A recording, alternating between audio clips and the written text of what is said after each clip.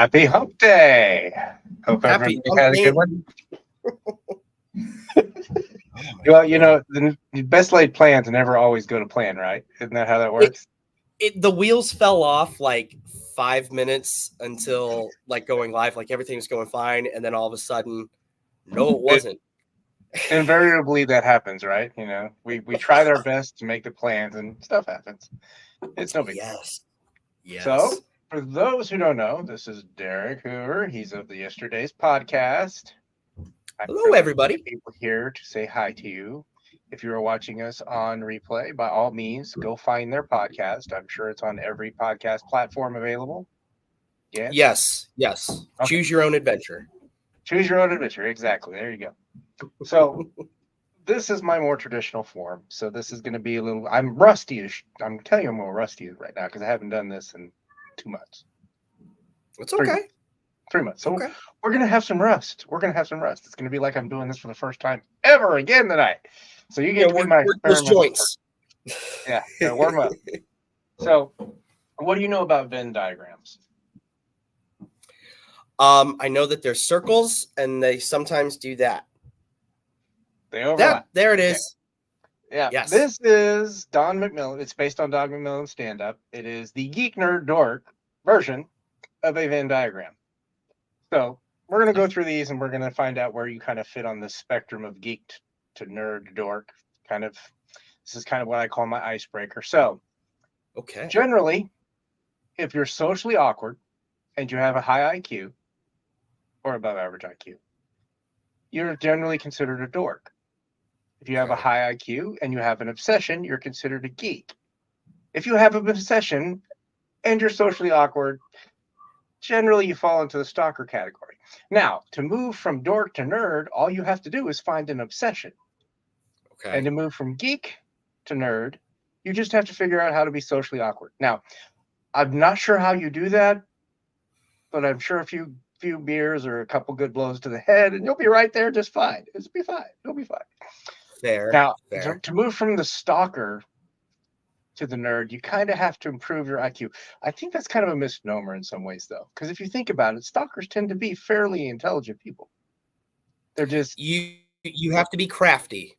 From what I've seen on Law and Order, they're illogical in every way that you can be possibly illogical. Yes. But so with that in mind, where do you think you fit on the spectrum of geek, nerd, dork? I think I'm a geek. I'm right. A smart guy. I have obsessions. I am not cool with stalking, and I could never be accused of being socially awkward. So I think I'm a geek. Yeah, I fit directly in the middle, unfortunately, because I have a lot of social awkwardness. I know it sounds weird. It sounds weird. So, what we're going to do? Let me get back up to this. Where's it at? So, did you pick up anything this week? Yes, but I have not received them. They are either in my pile or loot or being processed by Mattel Creations. Oh, that's always fun. Yeah, get away for those. I got my Cosmic Legions all in wave 3. It is still literally sitting in the box. I got it last Thursday. Yeah, I haven't felt the need to pull it out yet. And that's weird. You would think like I would immediately want to tear it open, but I'm just like, yeah, I don't know that I want to open those right now. I get it. It's kind of it's one of those things where it's right now. I know I'm going to have a long dry spell of not getting anything, so I'm going to try to, spread it out at least a little bit. Savor it a little bit. I want to savor it a little bit. So what this is about, and for those of you who haven't watched before, and those of you watching on replay that haven't watched before, this is more about the toys that made us. It's basically the way that I can describe it. It is also about our relationship to our toys and what they mean to us. In this case, we're going to be kind of veering into possibly some trigger warning needed conversation. Just for those of you in the chat, there is a high possibility that we will get into some deep conversation. There's also a possibility we won't. But I'm warning you now, if that makes you uncomfortable, now would be the time to pay attention, because I will give you the warning later again when we're getting into those conversations. So just letting you know ahead of time. Fair warning.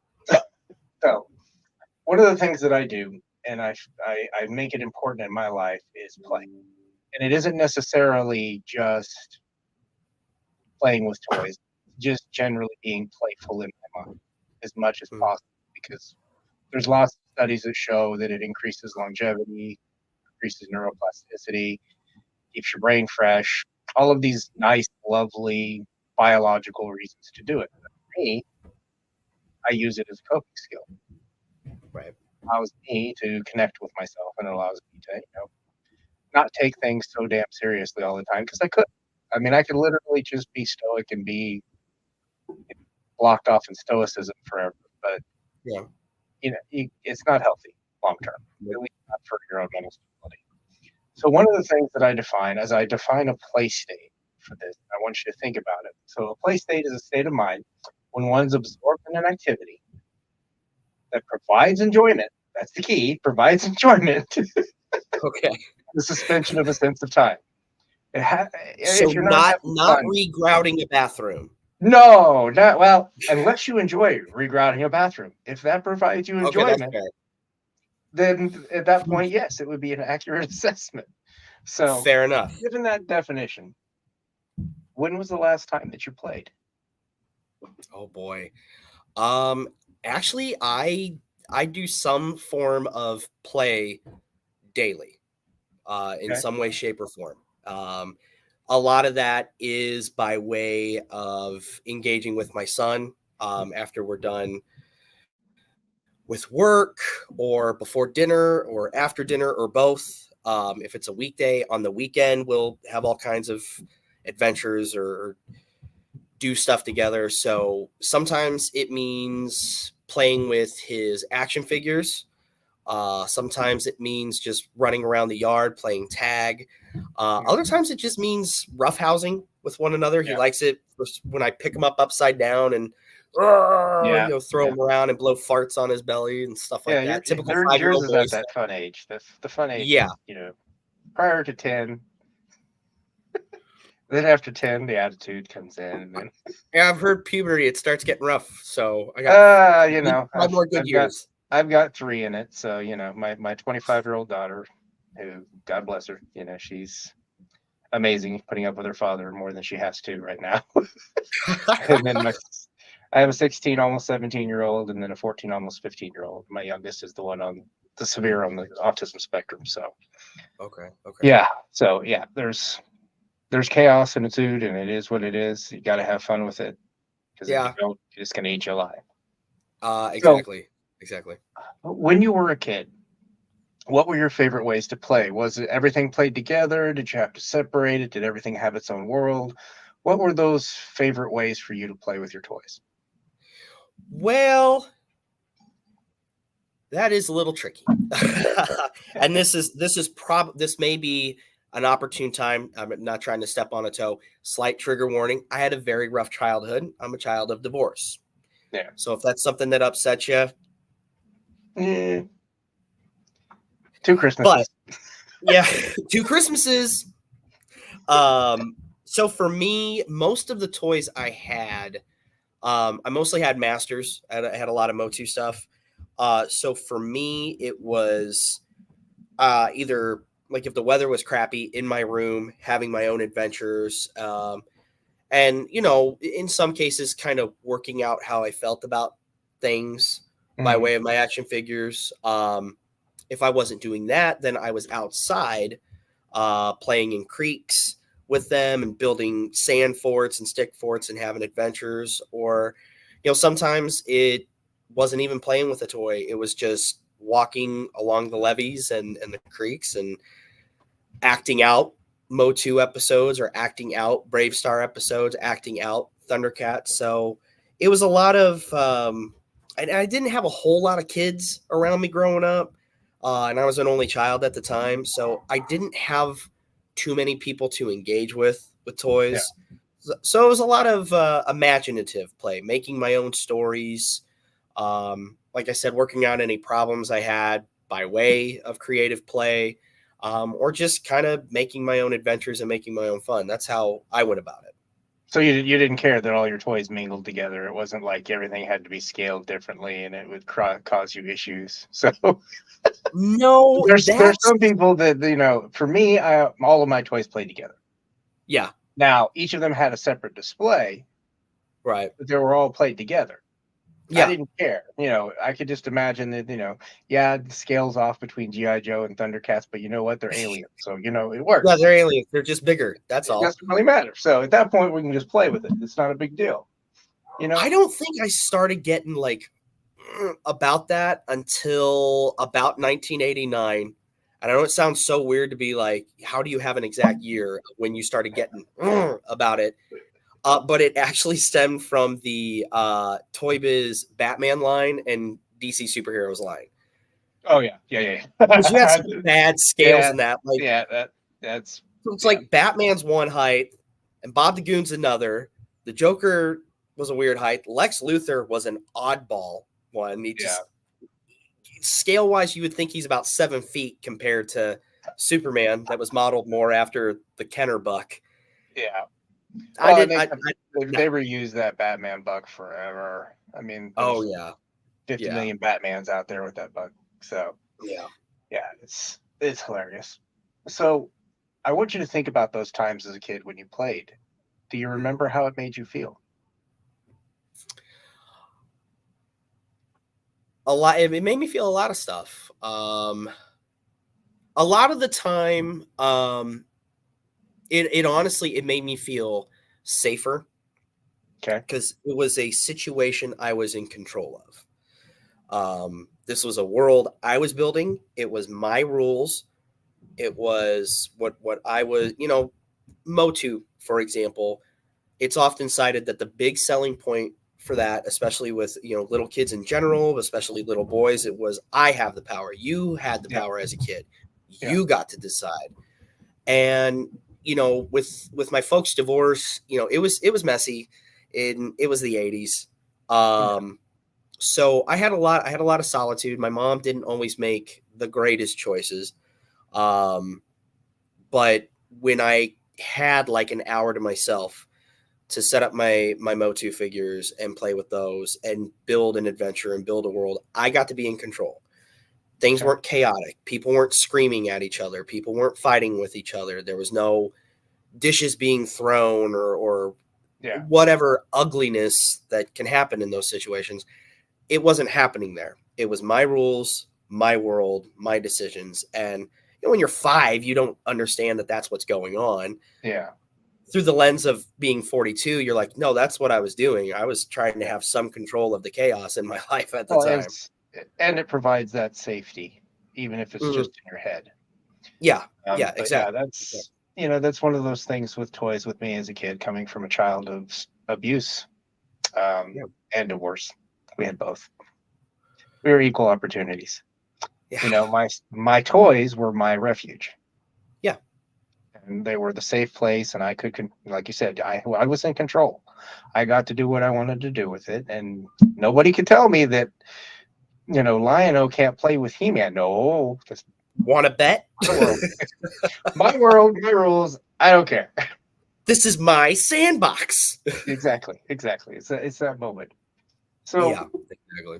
As far as the feelings that you had, when was the last time that you felt those kind of, let's say that safety and maybe even control? When was the last time you felt that as an adult? And even the joy of playing? Well, you know what? The last 24 hours is a very good example. And I think like when we talked, I think I kind of teased a little bit like, well, this is going to be kismet. I actually have therapy today. Yeah. So recently, it's a double dose. That's what it is. I know. This is just, it's Derek's day of it's Catharsis Wednesday. There you go. My aunt came over this house that I live in now. She rented this house in 1989, and this house was a safe place for me. So, make it as So I concise. guess it's the old adage, you can go home again. You can go home. When we were house hunting, it was the most miserable experience on the planet. If anybody out there is about to house hunt or is house hunting, I will light a candle for you. I will sacrifice a goat over a copper bolt, whatever God you need in your favor. I'll get out of my comfort zone. I'll make that happen for you. But when we were looking, we finally expanded our search to the town we live in, and she wasn't crazy about this town. She finally opened up to it, and this house was on the market. I'm like, you need to go. I was on my route. I was like, you need to go look at that right now. She's like, why? I was like, my Aunt Andy rented that house. I love that house. And sure enough, it was the same house. And I mean, everything fell in place very quickly. Within 2 weeks, we were signing the paper. We actually signed the paperwork for it on my 41st birthday. That was rad. And like, as you've seen on Instagram, and part of like work meeting play, if you will, and involving my kid, you've seen me doing a lot of work on the place. The kids there helping me. It's been nice kind of breathing some new life in this place, because this is, especially back then, because in '89 my dad was remarried, but it wasn't exactly awesome. His second choice was not great. So anytime I got to get out, anytime I got to get out of that house, it was the best. And coming over here to my Aunt Andy's house was tremendous, because her oldest son John was my best friend. We did everything together. We went on bike rides. We ran all through the woods. Any bit of trouble we could get into, we'd get into. We played Nintendo together, Legos, action figures, everything. So it was so awesome being in this house that was like a very, very safe place for me back then. Flash forward to now.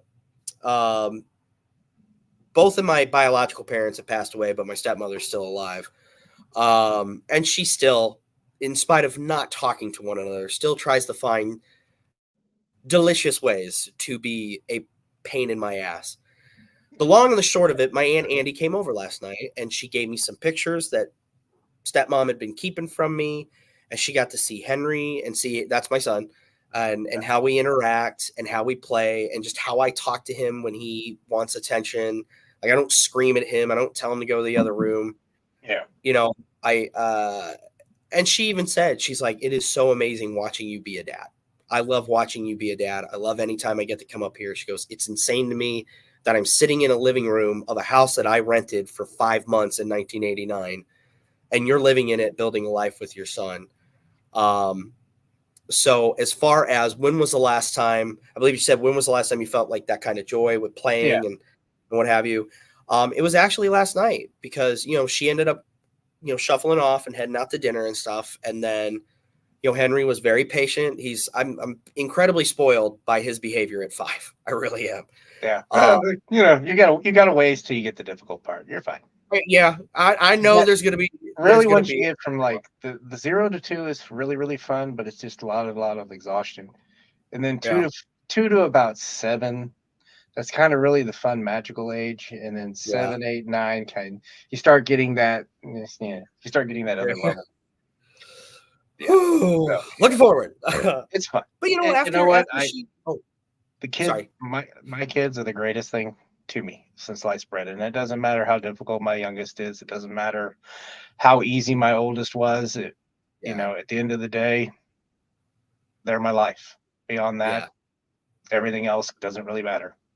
I think that's one of those interesting things that we come from when we had childhoods like we had, is that we focus on our kids.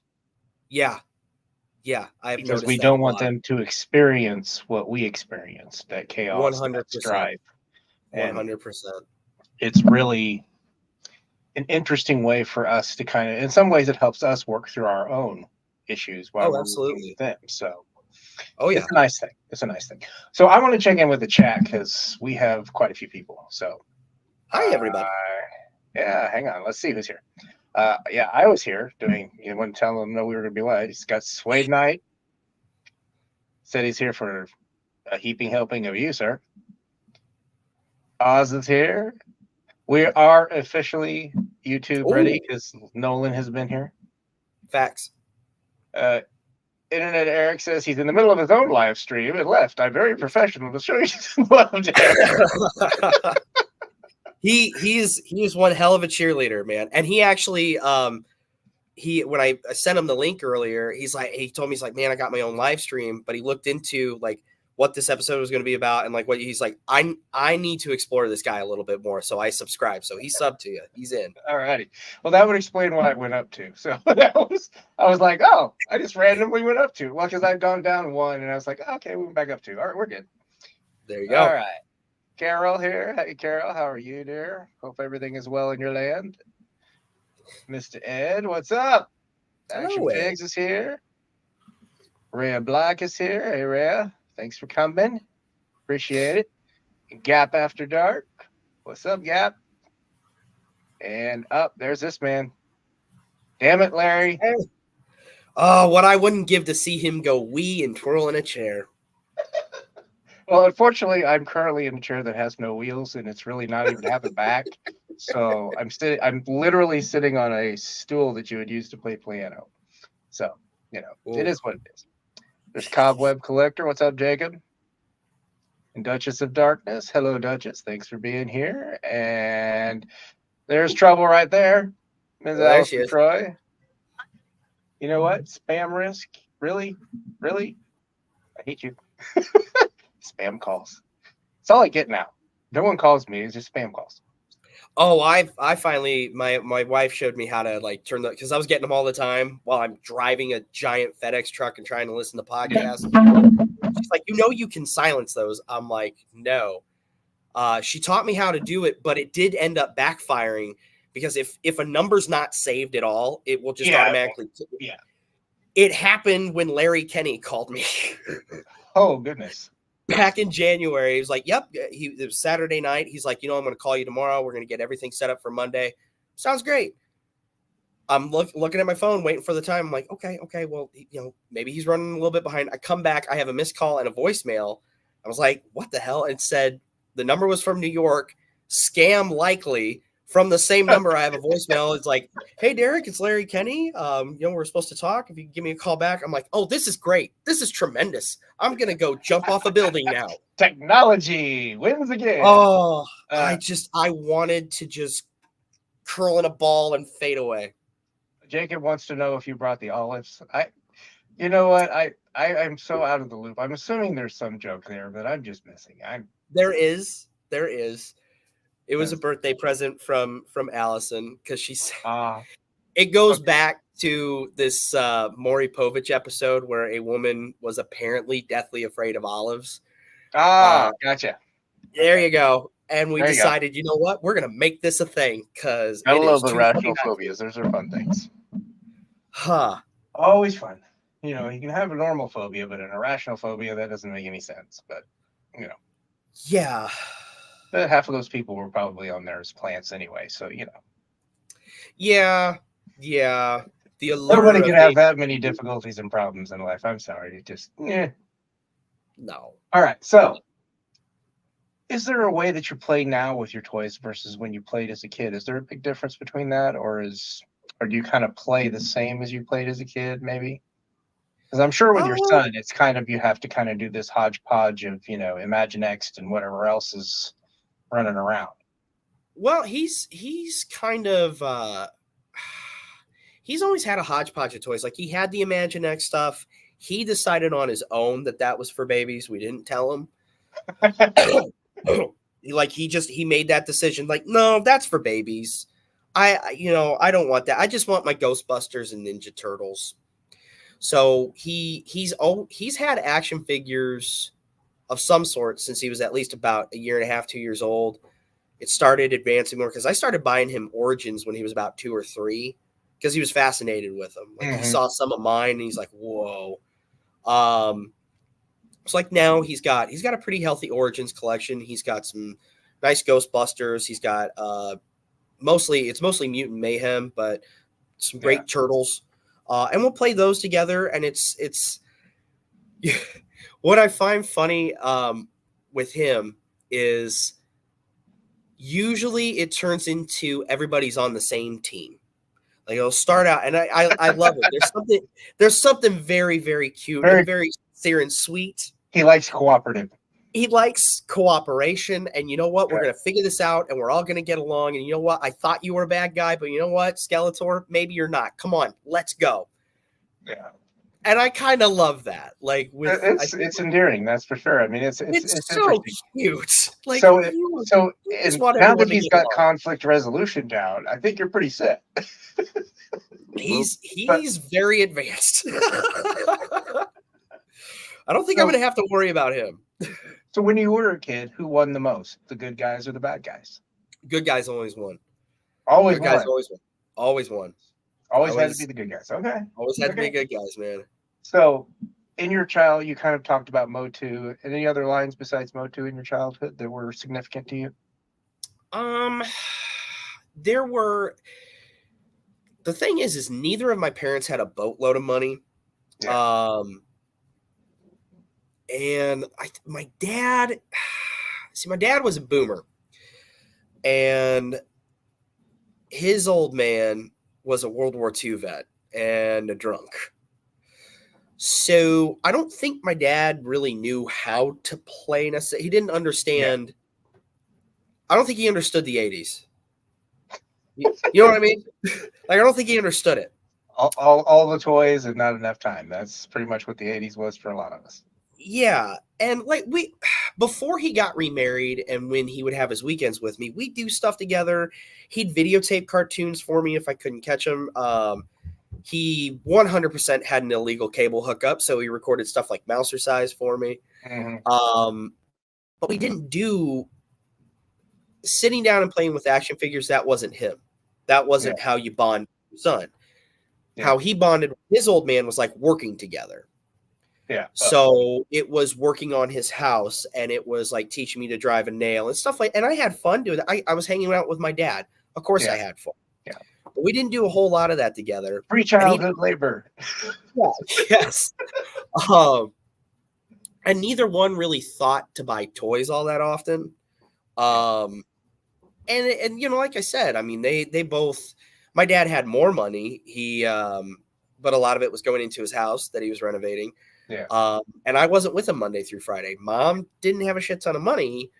So stopping and like, okay, yeah, you can get a Brave Star, or yeah, you can get a Lion-O. That didn't really occur to her.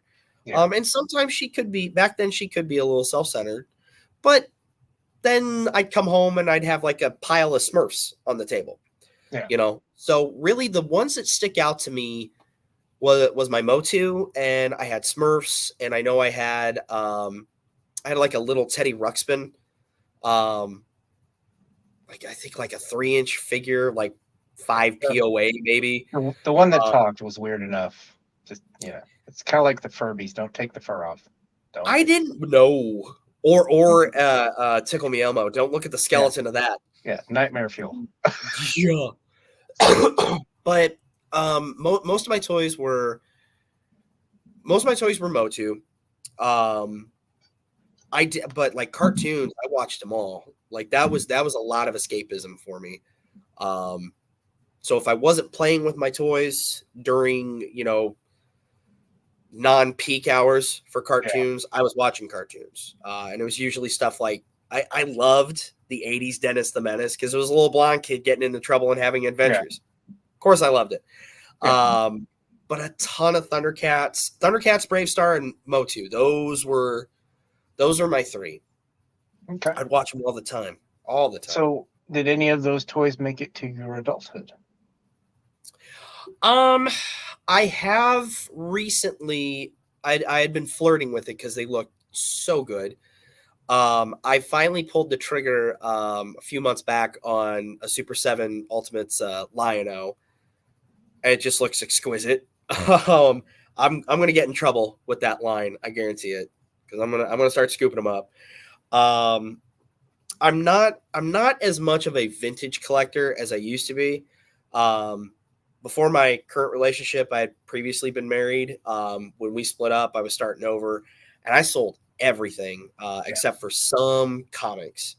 But the only vintage line I really passionate about, I'm like, no, I will complete this line, is superpowers. When it comes to Motu, if the right deal came, or Thundercats as well, or Yeah. Mask, or any of them really, if the right deal, if I fell into the right situation, yeah, I'd scoop them up. Of course I would.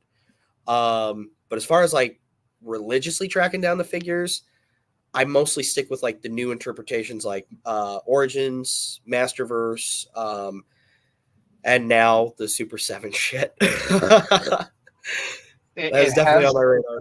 it has a lot of issues. I will say that if you the Lion-O was that buck was used by Mattel.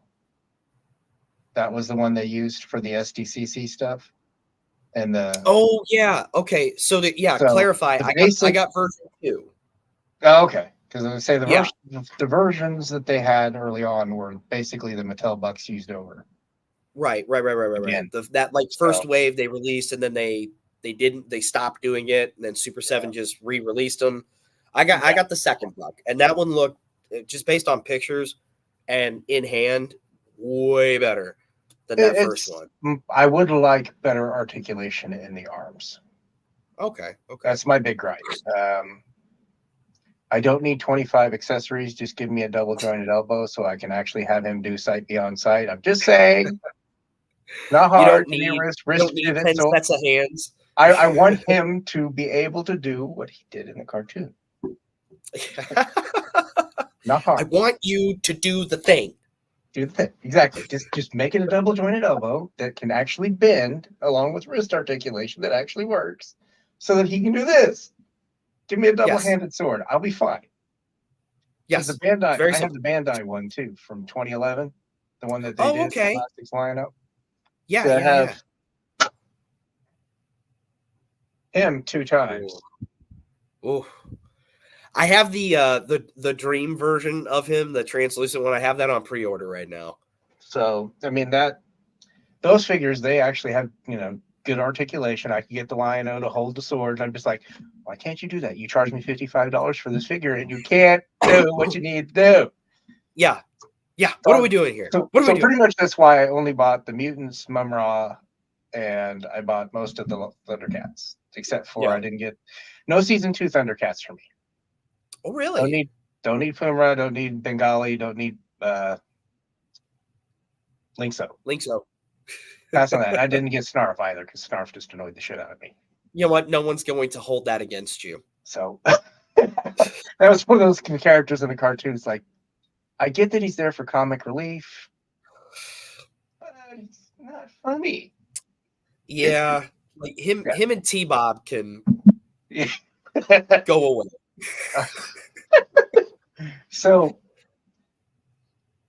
do you prefer established franchises for your toy collection now, or do you veer off into just those? Do you veer off into any independent lines at all? If money wasn't an object, I would be spending money hand over fist. Like the Mythic and Cosmic Legions look amazing. That first wave of Mythics, my co-host, we bring it up on the show a number of times. He has a shop not too far from where I live. It's in Bloomington Normal, called the Item Shop. And I mean, he has an insane setup. Like some of the more obscure stuff that you may not be looking for, or realize that you need. Yeah, he has a complete Fireball Island. Okay. Yeah, he's got some rad stuff there, but he had in a display case the entire first wave of Mythic Legions, and it was really hard not to walk out of there with it. Yeah. Well, it was really, really hard. That's I was a big already getting regret. Yeah, I was already getting some looks over the Scare Glow that I snatched up, and the Keaton Batman, and then the Ghostbuster stuff I grabbed for Henry. So I was like, Sometimes you just gotta go. Can't do it. That's can't kind of do where it. I'm at now. I'm like, I can't do it. So I have stuff that I've already paid for that I'll be getting over the next year and a half, roughly. Yeah, Depending on how long it takes them production wise. But sure. I think right now I think I bought like 4 figures in the last 3 months total. Yeah. So it's just I'll tell you that AWOC AWOC looks It's super awesome. And it is killing me that I have not been ordering those. Just see, God, that just looks so cool. yeah, I got 2 of them sitting up here behind me. I got my Street Fighter figures back there too, at least a couple of them. The ones that I, aren't packed up in a box in the garage that I can't get to because it's like 5 boxes down. So, right, that's the joys of divorce. That's all I got to say about it. Yeah, it's like a lot of fun, isn't it? It's so much fun. This is my second time, so the first time was less man, I'm painful. sorry. Yeah, First time we were married 3 years, but we were together 10. But yeah, no, that one was honestly it was painful, but not as painful. This one hurts a lot more because it was 19 years married and 21 years almost together. So yeah. so it's weird. If I may, So, if I may ask, how are you holding up in that regard? If you don't want to talk about that, I am doing okay.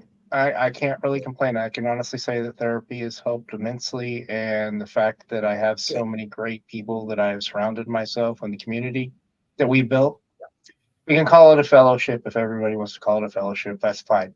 But if we're going to call it a fellowship, Lawrence has to be Frodo. I'm just telling you. He's 5'2". He fits the mold. I'm just saying. But wait, is he shorter than me? Yeah, he's 5'2", I think, on a good day. Oh my goodness! So we'll let him be Frodo. I'm 5'6", depending on the bank I'm walking out of. Yeah. Not a tall man. No, you know what? I am the shortest male in my family, and I'm 5'11". So my son is 6'3". Oh my God. What's it like being able to just grab whatever the hell you want off a shelf? It just depends. Is it great? If we're talking about the top shelf at Walmart, I'm screwed. But anybody's screwed. Yeah, you would have to be like 7 foot tall to be able to get up there. I no, mean, like, my son can do it. Like I said, he's 6'3". So and in he's your still flipping growing. kitchen, just being like, I want that rice-a-roni on the top shelf. Oh, I'll just grab it. I'm not going to have to go grab a chair or ask my wife for help. Okay, Ed, we'll let him be Gimli, the dwarf, short and grumpy. There you go. That is accurate for There him. we go. We'll be fine. He's more of an axe type. I could see that. Yeah. So does the community at large kind of influence your collecting at all? So like you consume a lot of YouTube like I do, I'm sure. And you get all of these different collectors' perspectives. There's times when I've been swayed by someone's opinion of it. If there's someone that I can see is credible and they say, yeah, it's great, I love this, does that ever play into your collecting at all? That kind of subtle influence? I would say about the only way it would do that is if something's just not on my radar at all, and then somebody talks about it. So, I mean, a good example, you just held one up, AWOC. I didn't know a whole lot about it, but then next thing you know, Brick was talking about it a ton, and like just seeing his excitement about it and then everybody else's excitement about it, I was like, okay, I'm going to pay a little bit more attention to this because I want to know what's going on. And it does look interesting. And, unfortunately I walked away with a very serious case of FOMO. But as far as there'll be plenty of opportunities. I'm sure. Don't worry about that because I think that might add some longevity to it. And I think I think Jason has a good idea and good plan of where he wants to go. So that's a lot more than a lot of the companies out there. They're not as transparent as he is. Sure. And I would say too, like, so I was talking about this with my therapist today. And I've talked about this with Shauna, my wife, if we've had a disagreement about my collecting and stuff. I make it very clear to her, like, at the end of the day, like, if I can't, the pre-order's coming up and it's like you're about to get charged for it and we can't swing it or I can't do it, well, then I guess I'm not getting it. Yeah. Because eventually I'm going to be able to find it. Now, is it $20 or $30 today? Yeah. And that's significantly less than a year from now if I try to buy it from another collector and it's $150. But from having to sell stuff and purge stuff or having to get rid of stuff because I'm going through a divorce and I need to buy furniture and put a down payment on an apartment. If I've learned anything, my Superpowers collection is a prime example. you will find it again. You'll be able to buy it again. So yeah, it's going to be okay. It's all about patience. I think that's, where I'm at with it is I'm not stressing. Now, there'll be a couple things that I'll make sure that I pick up that I'll save money for between now and then. Sure. So like But anything that's like an exclusive that you can't get anywhere else and likely will sell out, never get again. Absolutely, I'm going to save my money for those specific instances. But beyond that, it's just a regular base thing. I'm not going to freak out about it because there's going to be plenty of them. They'll end up showing up on clearance. Yeah. And then by that time, it's clearance, and I'm good. I can go ahead and get it, and everything's all good. Yeah. Clearance purchases are my friend. Yes, I think it's a friend to us all. But I mean, as far as like influencing me, like I should get this, I shouldn't get this. Not really. Mostly, and what I'm about to say, it's not to besmirch anybody who's like, well, I watched this person's channel and that made me decide to buy this. I've never been one to be swayed. It's not one. I'm famously stubborn. Let's get my wife in on this. I can be stubborn. I'm a Taurus. But I've also I'm the kind of person, like, I like what I like. If I see something that somebody introduces me to and I like it, I'll go with it. If I don't like it, then I'm like, okay, it's not for me. I'm glad you like it. Thanks for showing it to me. That's pretty cool. But rarely am I swayed in that fashion. If somebody recommends something, I'll try it. But... Yeah. The converse of that would be, if you were the only one collecting a line, would you continue collecting it within your, let's say within your group or within, Yeah. Like if I was the only person collecting mask figures, for example, or the only one tracking down vintage Silverhawks. Yeah. You'd still do it because it means something. Oh, hell yeah. Yeah. Hell yeah. Absolutely. It's all of those touchstones that we have from our childhood. Some of it is stuff that we couldn't get. Like for me as an adult, when the Power of the Force came out, as soon as I saw that AT-AT, it was on. That AT-AT was going to be mine. Come hell or high water, because I wanted it as a kid and I could not get it. So you were Wayne with the Stratocaster. It will be mine. Oh yes. Yeah, exactly. It will be mine.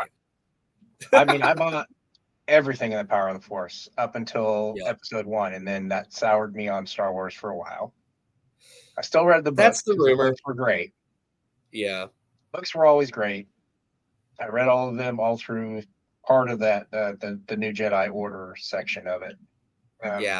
Some period during that I quit reading the books just because time and kids and life got in the way of that thing we like to call free time.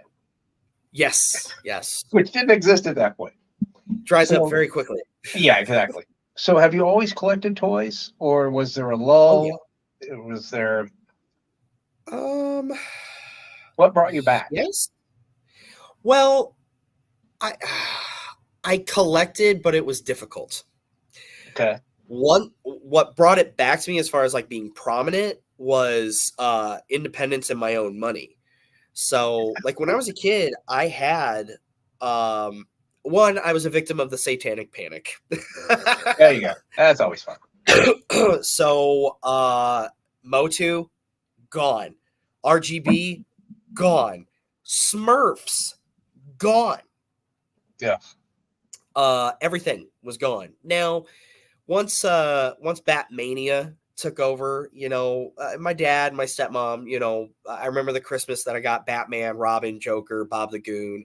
I think that Easter I got Riddler, the weird Lex Luthor, and somebody else. I couldn't tell you who. That whole line was just weird, and I don't know what they were doing with it and where they got the mold. The only thing I can assume is those molds were used for something else, and they just converted parts and pieces of it to something else, because none of it looked right. No. The Penguin looks good. I like the Penguin figure from that line. Penguin wasn't bad because that was more or less like the Kenner one. Yeah. Same with Superman. You could slightly say the same about Wonder Woman, though her legs were like a little thicker. And like Riddler was pretty easy. It's a Flash buck with a head. like a Kenner Flash with a different head. But Flash and especially Aquaman were just Special. I don't even the Aquaman in that line reminded me of Sam the Eagle in friggin' Muppets. Like just had that proud Roman nose. Like I still don't know what to make of that figure. That was one of the ugliest damn figures I've ever seen in my life. So that figure made less sense than the Friar Tuck Grimorian Guard Robin Hood Prince of Thieves figure. So as you've collected, you said, when you came into the adulthood, what was the first thing you kind of went back to get? What kind of made you like, I need to spend my adult money on these toys? So through the years, I didn't have a whole lot of figures. And a lot of it was because there was, in my opinion, there was like a lull. I didn't go to comic book shops. I because I didn't have a car, and I certainly couldn't get anybody to take me to one. And the toys on shelves, this is like the mid '90s.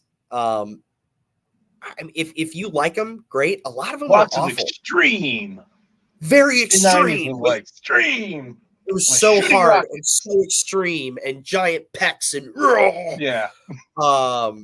And I didn't like a lot of the figures out there. I mean, the Spider-Man animated line still had some good stuff.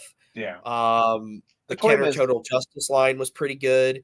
Yeah, but ToyViz Marvel, some of that stuff was good until you got the Wolverine and the Cable, literally in every wave.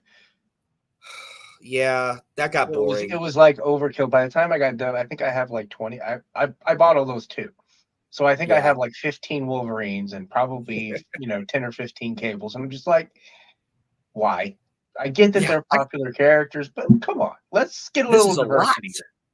This is a lot. But it was about my senior year. At that point, I had my own steady paycheck. Dad at that point had stepped in and was like, "You're going to let him have more independence. This is his senior year of high school. Back off," in regards to my stepmom. So I had a car, and I had always wanted to check out this one comic book shop. And I went there, and long story short, the guy who runs it, he's still one of my best friends. Like he is a family friend. My son calls him Uncle Terry. Yeah. And it all started with JSA number 8, the one where Wildcat is about to get his ass kicked by the entire Injustice Society. That snowballed into, okay, now I'm getting this. Now I'm interested in the Justice Society. Now I'm interested in the Golden Age, the Silver Age. What's this? DC Direct? Well, shut up and take my money. Yeah. And that was what brought me back in, was DC Direct and some of those early figures like the Hawkman Hawk Girl Deluxe set. Mm-hmm. So I started collecting those. I still got them. Then you had the X-Men movie. And by that point, ToyViz had kind of beefed up their game. And I was all in on that X-Men movie line. I had everything. And I think it was shortly after that, the original Legends started coming out. And I took, before that you had Spider-Man Classics, which I was in. I bought most of those. I still have most of those. I think about the only ones I didn't care for in those first waves was Man, Spider, and Venom. Well, for the most part, those were kind of like the early Legends anyway. Let's be honest, based on the articulation and the type of figure. Yeah, we're very much in that. Spider-Man Classics ran so Legends could walk, Yeah. But yeah, I ended up jumping in on Legends, and I think up until my divorce, I had like the first, 30 waves or some crap. I don't know. I had a lot of them. And then from there, I think the wave I started tapping out on, just because I wasn't making a lot of money at that point, was that Giant Man Build-A-Figure line. I think that's when I tapped out. And then shortly thereafter, I sold them. But along the way, 2000X Motu came out. I was all in on that. Yeah. I had all of those. And then as far as vintage, I rediscovered Superpowers and Jason Geyer at Toy Otter, and I just started snatching those up. I had damn near a whole set. Filed the paperwork and then sold those so I could get a living room set and a bed. Hey, that's what we do. Yeah. But even if you weren't buying a bedroom set, and what you do is you end up you curate your collection, and Yeah. you get rid of things that, yeah, it may mean something, but it doesn't mean is it more important than this right now. Yeah. So Yeah. we make those trade-offs sometimes, and that's what we do. Also, sometimes we curate a collection, we realize we bought it and we're just not happy with it, we don't need it anymore, and it Yeah. needs to go to a loving home. That's where I I did kind I of did got with Legends. yeah, I did that with my Action Force stuff. It's not, I have literally like 4 figures left out of Yeah. ones. I've kept a couple of them, but the vast majority of those figures I sold. I actually literally I put up 10 figures last Monday, and they sold in 20 minutes. Oh, damn. Nice. So I've still got 4 to sell. So I Yeah. gotta bid them up at some point in the next couple weeks. Yeah. But yeah, I was shocked at how fast those sold. I was like, really?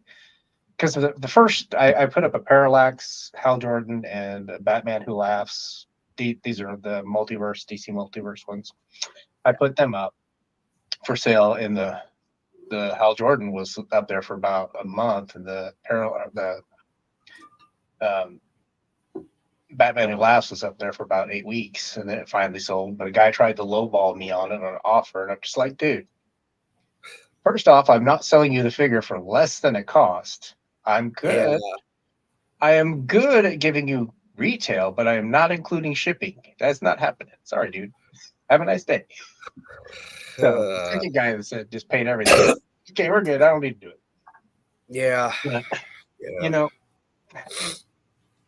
So you kind of discussed your current lines, which are Origins and Masterverse and odds and ends here and there, right? So Yeah. what about toys makes them a desirable hobby for you? Oh boy.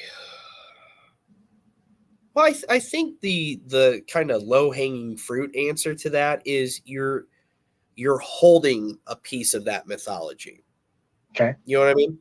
Mm-hmm. That's part of it. You're holding a piece of that mythology. It's up on your shelf and you can look at it. I have an appreciation for how things are made, like how they look, even as a kid, like how it was designed, how it looked, how it was engineered, how it was crafted.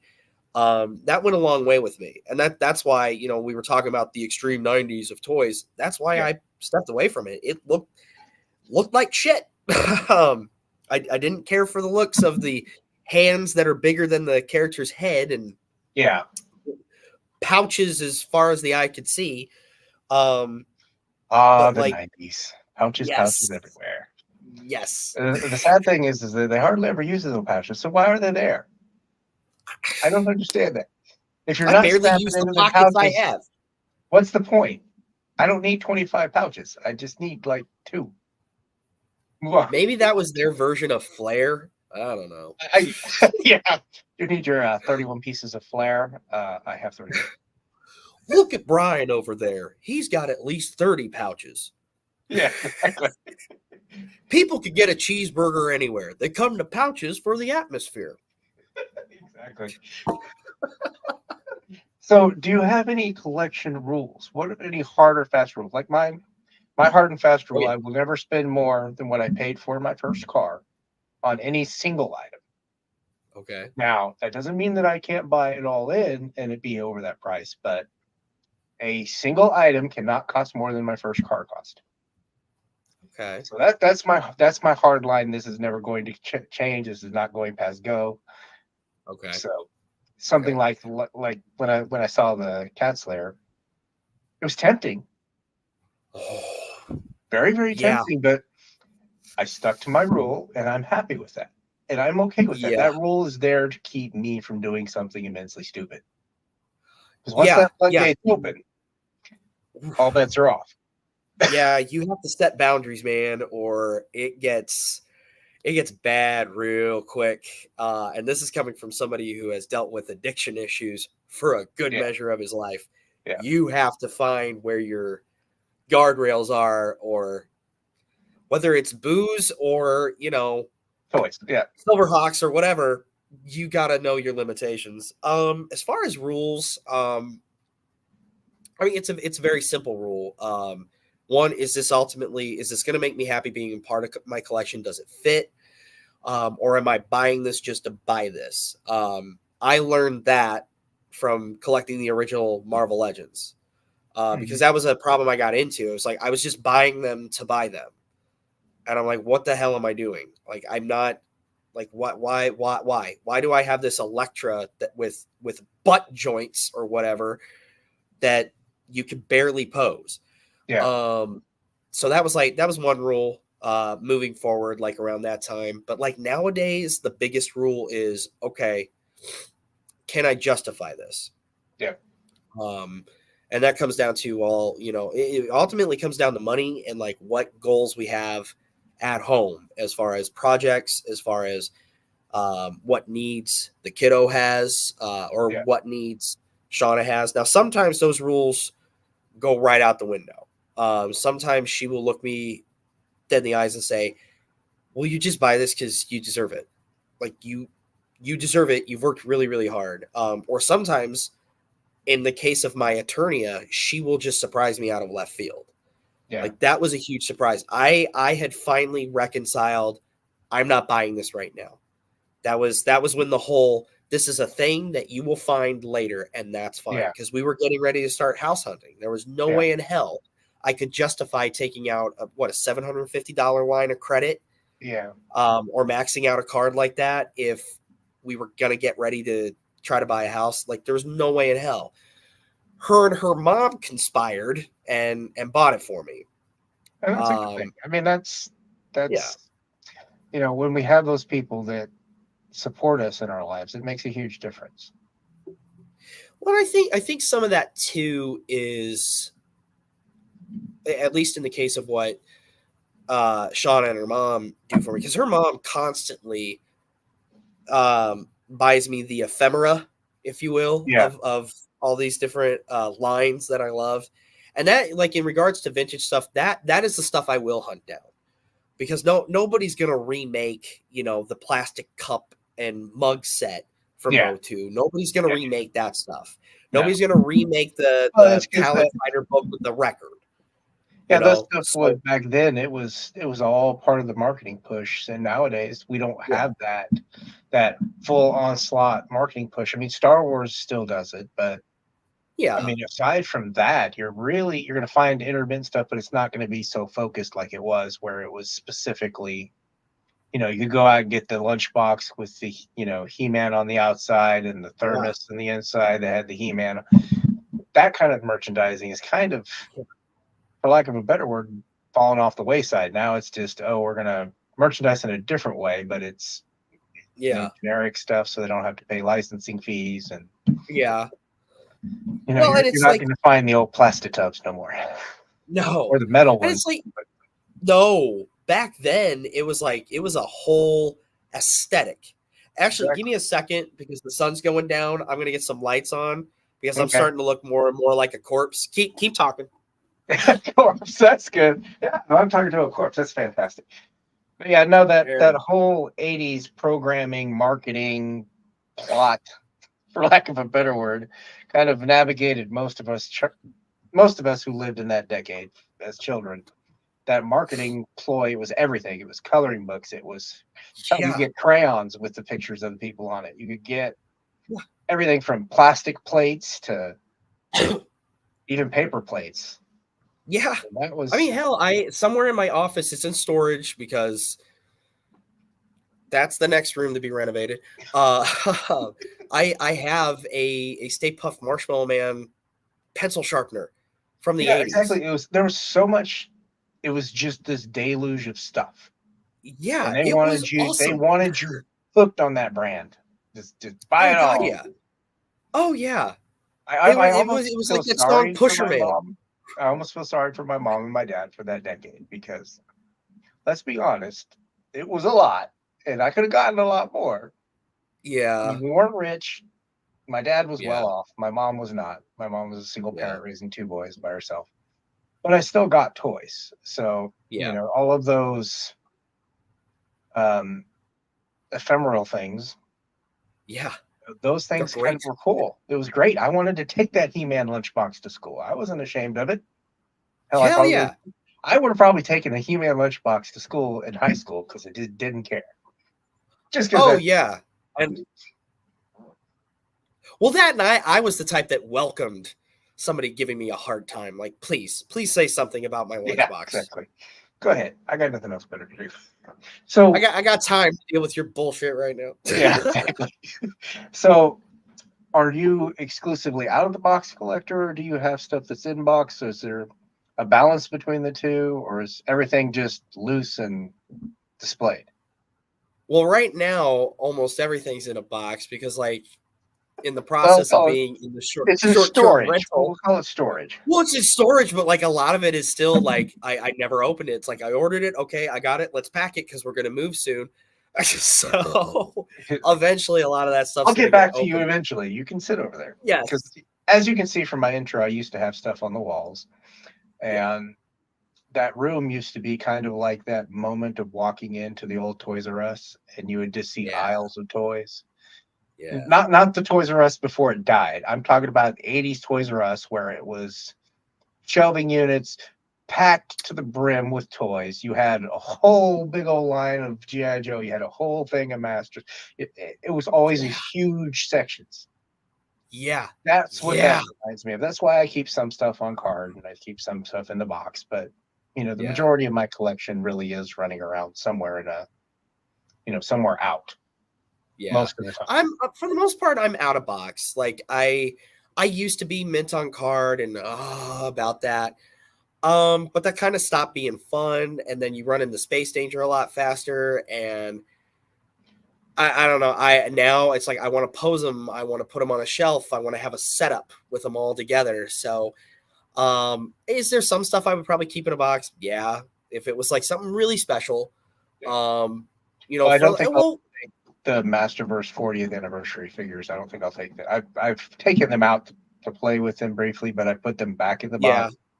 Keeping them that's in a rad set. The Skeletor alone is great. That's a very rad set and a cool setup. I mean, I would if I had it, same way. It would stay in a box. Just because the box presentation is awesome too. So that's even a bigger bonus.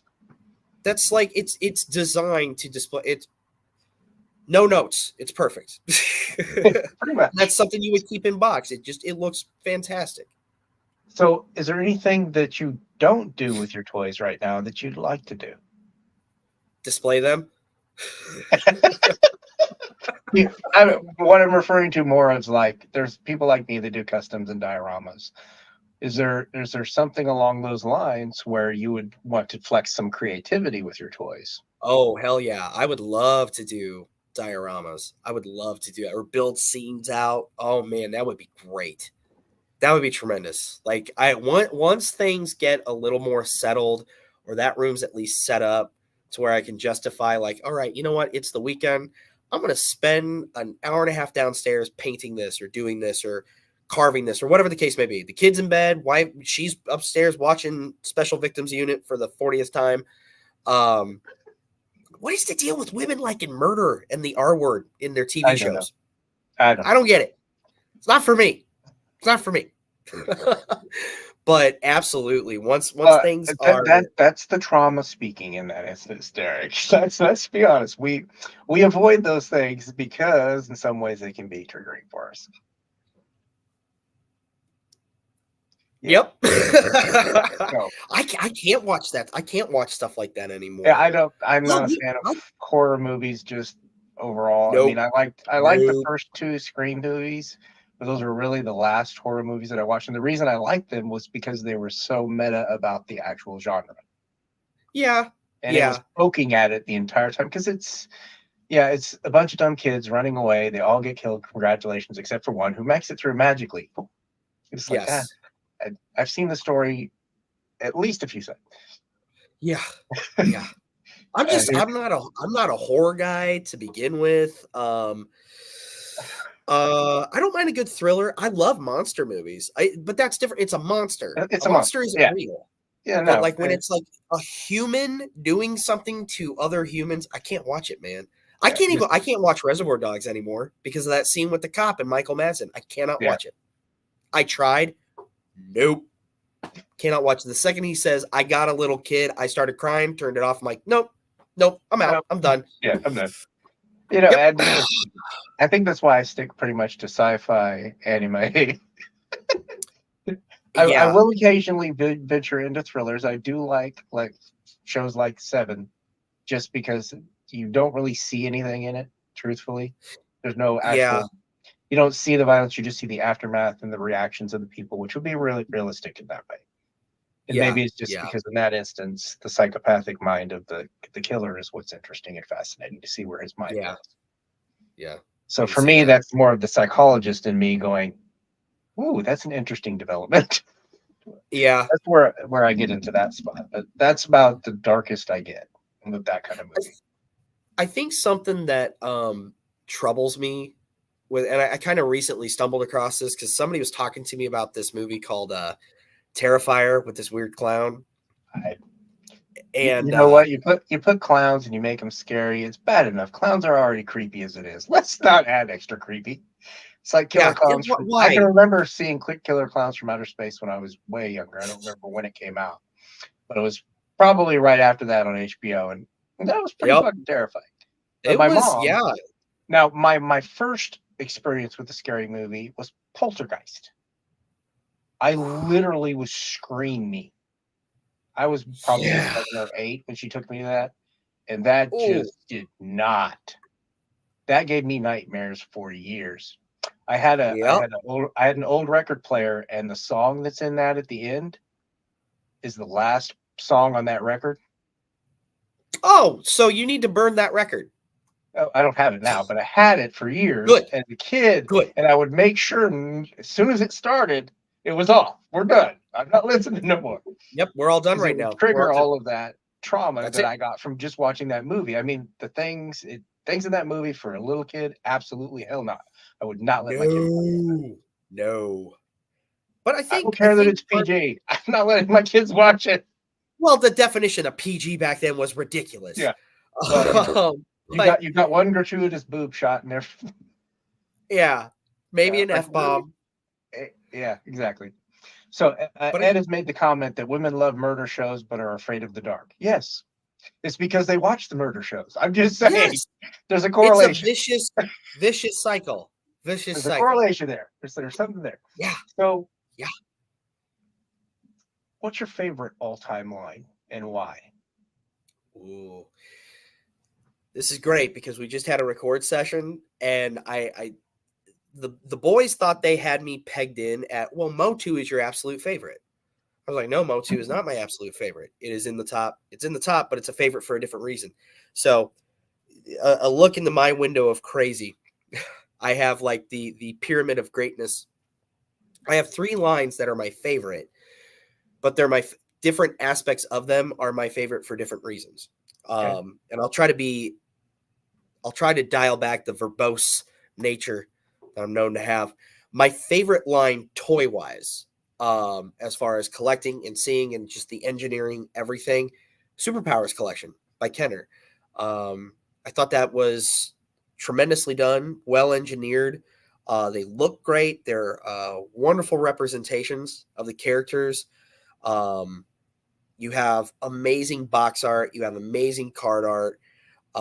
You had such a huge array of figures. My only complaint with that line, outside of the Justice Jogger, of course, is it would have been nice to have some more gals in there. Well, we only got Wonder Woman.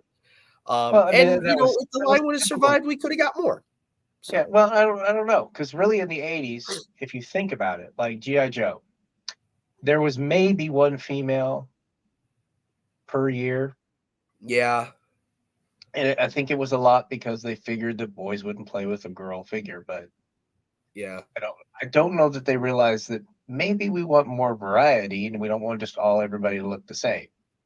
Yeah. Yeah. Just because we're not doing romance kissy face doesn't mean Well, yeah. if these are in male dominated, quote unquote, male dominated lines, they're obviously there because they're badass women. Yeah. Well, that's something that they're not there for eye candy. we just talked about this in an episode. I don't know if it's already come out or everything bleeds together, but the Batman line came up. 89 Batman line came up by ToyBiz, and I was like talked about how I was pissed that there was no Vicky Vale at all. I had Bob, and I had basically Jack Nicholson's best friend that got a part in a movie, and a weird looking Joker with brittle joints. I didn't have a Vicky Vale. I had the hope I could luck into a She-Ra that Susan, my stepmom, wouldn't find and tell me I had to throw out or whatever because it was evil.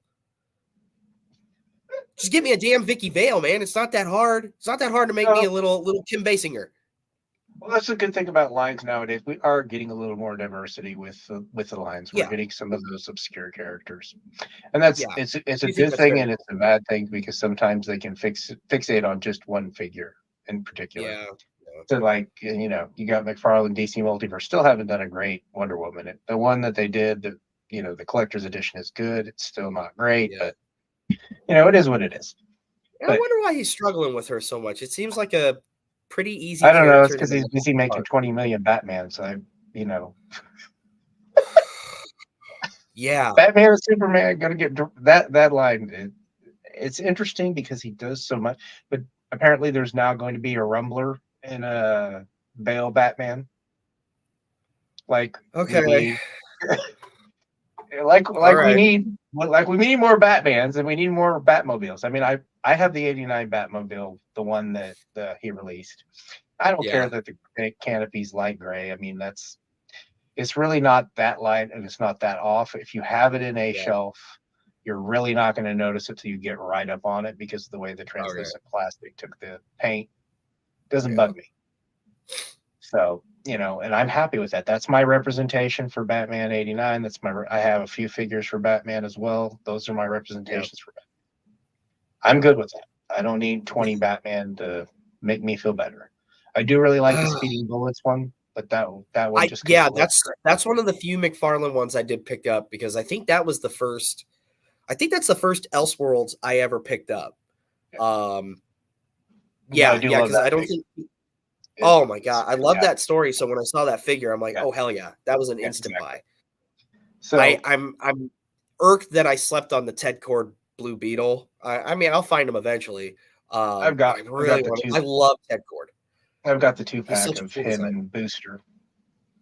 My son, it's in my son's room at my ex-wife's house. So I put a lot of stuff in his room, at least initially to start, and then I left some stuff for him in case he needs to sell it or whatever, in case he needs money. Some of that will be coming to my house whenever I get done paying for the divorce, and then I can get a house. Divorce is not kids. If you can figure a way, we're having fun. Yeah. If you can't, I hope you like being broke. Yeah. Hope you like ramen. Yeah, ramen is your friend. Ramen and beans. There you go. There's all sorts of different flavors, and it's not that hard to church up some ramen. Throw an egg in that with the beef one. You got yourself a treat. There you go. Okay, so you got the one down. Superpowers is your all-time favorite, correct? Now you said there are two other lines. So what were the other two lines? Thundercats and Motu. So Thundercats, go ahead. What about the Thundercats? What was it about it? Because the vintage LJN line, I love the little light up features and the action features, and now there's some of those figures that are just straight out awful. Yeah. Looking at Snarf, because you got the little Snarf with Lion-O, and then they came out with this articulated Snarf later. I can remember when that came out. I was just like, why did you do this? Because now I have Snarf and Snarfer. Then we introduced more Snarfs. Yeah, exactly. Snarfs for everybody. I would love a Robert. I'm just saying. Robert. I would take that. I would take that over a Snarf any day. Yeah, exactly. Give me one of those. The figures looked so cool. I never got to own any of the vintage ones, but it looked so cool. And I think the reason why I gravitated towards it so much is from a property standpoint, overall, that was my favorite cartoon. That's the one I connected with the most, as far as the lore and the storytelling and what have you. Like, I really connected with that show. It's one of the few shows that actually holds up even today. Oh my God, It's it not. does. I can't watch He-Man and the Masters of the Universe. It is too damn campy for me. I But can watch it if Henry wants to watch it, and I uh, have the DVD set, but man, if I can't pop it in on my own. yeah, Like, that was for little kid Derek. The cartoon did mean a lot to me as a kid, and I yeah, enjoyed it, exactly. but I can't go back Yeah, and watch those now. it's rough, right? I tried to watch it. I went back and I tried to watch. I tried to watch all of my childhood cartoons, and as I Yeah, discovered, GI Joe is hit and miss. yeah, that's fair. Thundercats is pretty solid to most of it. There's some stuff that's just kind of like, really? Okay. And then Yeah, He-Man is just like, oh, this is too campy. I can't make it through it. I'm yeah. trying really hard. I think I got 2 episodes in and I was just like done. Now, the 2000X He-Man, I really enjoyed all Oh of that. yeah, that was So that was that one was terrific. good, but Yeah, that wasn't from my childhood. And there were assorted other cartoons that I've watched from my childhood, like Dungeons and Dragons, and you know that somewhat holds up. But you got to realize, I realized in my head what the stipulations were in the '80s for cartoons and how they had to yeah, be a certain way. yeah, But yeah. yeah, no, not all of them hold up as well as Thundercats. Silverhawks still does okay. It's It's fine. it's okay. And Tiger Yeah, Sharks, don't get me started on that. we don't need to talk about it. Yeah, no, okay. I think if my co-hosts would have had it their way, we would have just skipped that one. But Yeah. I committed to a Larry Kenny month, and God bless it, I did it. It was, the thing was is that the toy line was really not fully thought out, and then you add in the No, cartoon was kind of, it's sort of Thundercats in space, but humans get turned into these weird things when they touch water. It makes yeah, it was weird. my It was more co-host weird. put it Silverhawks best. is pretty weird, mind you. It is Yeah, somewhat weird, but yeah, then but it at least it followed a was like formula. it's like they went to the wild end of the spectrum when they got the tiger sharks. Like, I don't know what you guys were high on during the meetings for this one, but hey, I, that one. I envisioned the progression being like, okay, Thundercats did really well. We're feeling great. What's next? Okay, Silverhawks, and then it's somewhere in the middle of Silverhawks. That's when the cocaine kicks in. Yeah, there you go. It's like, That's okay, got to be what it is. okay, here's what we're gonna do next, and it's gonna be fish, and you wind up with friggin' tiger sharks. Yeah, exactly. My It's my gonna be my it's gonna co-host be Jason people kind that of, jump in the water and turn into fish. yeah, and like he put it best. He's like, okay, Thundercats, this made sense. You have this MacGuffin of the Sword of Omens, and Mummer wants that power. That makes sense. He goes, you get the Silverhawks, and it's okay. There's not so much a MacGuffin; it's more like a crime procedural. You have Yeah, a villain who is a crime boss, and they're trying to stop him, and all his wheelings and dealings. You get the Tiger Sharks, and the villains almost verbatim say they're evil for the sake of being evil. Well, that's yeah, not really compelling. no. It makes it kind of boring. So, I mean, God bless it. They tried.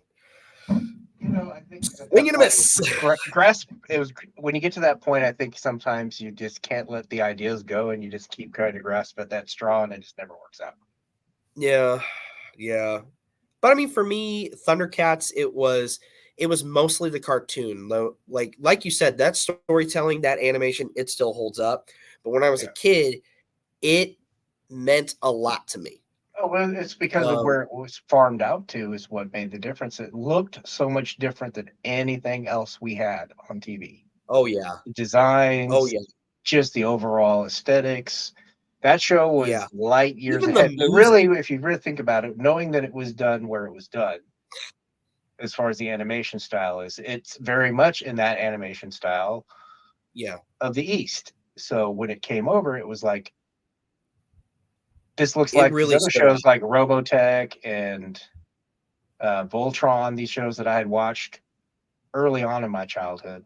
And I loved those shows. You give me any of those Americanized anime at that point, I Yeah. would have watched it just because it was different. Apparently, Terrence thinks there's a bed in a fireplace. What's going on in this street? So, What isn't going on, babe? you don't like the ambiance, Terrence? Is that what you're saying? Would we like to It's change the ambiance? it's called setting the mood. Yeah, there you go. Exactly. And Ed says Thundercats and Visionaries both hope solidly. So, I need to rewatch Visionaries just to see.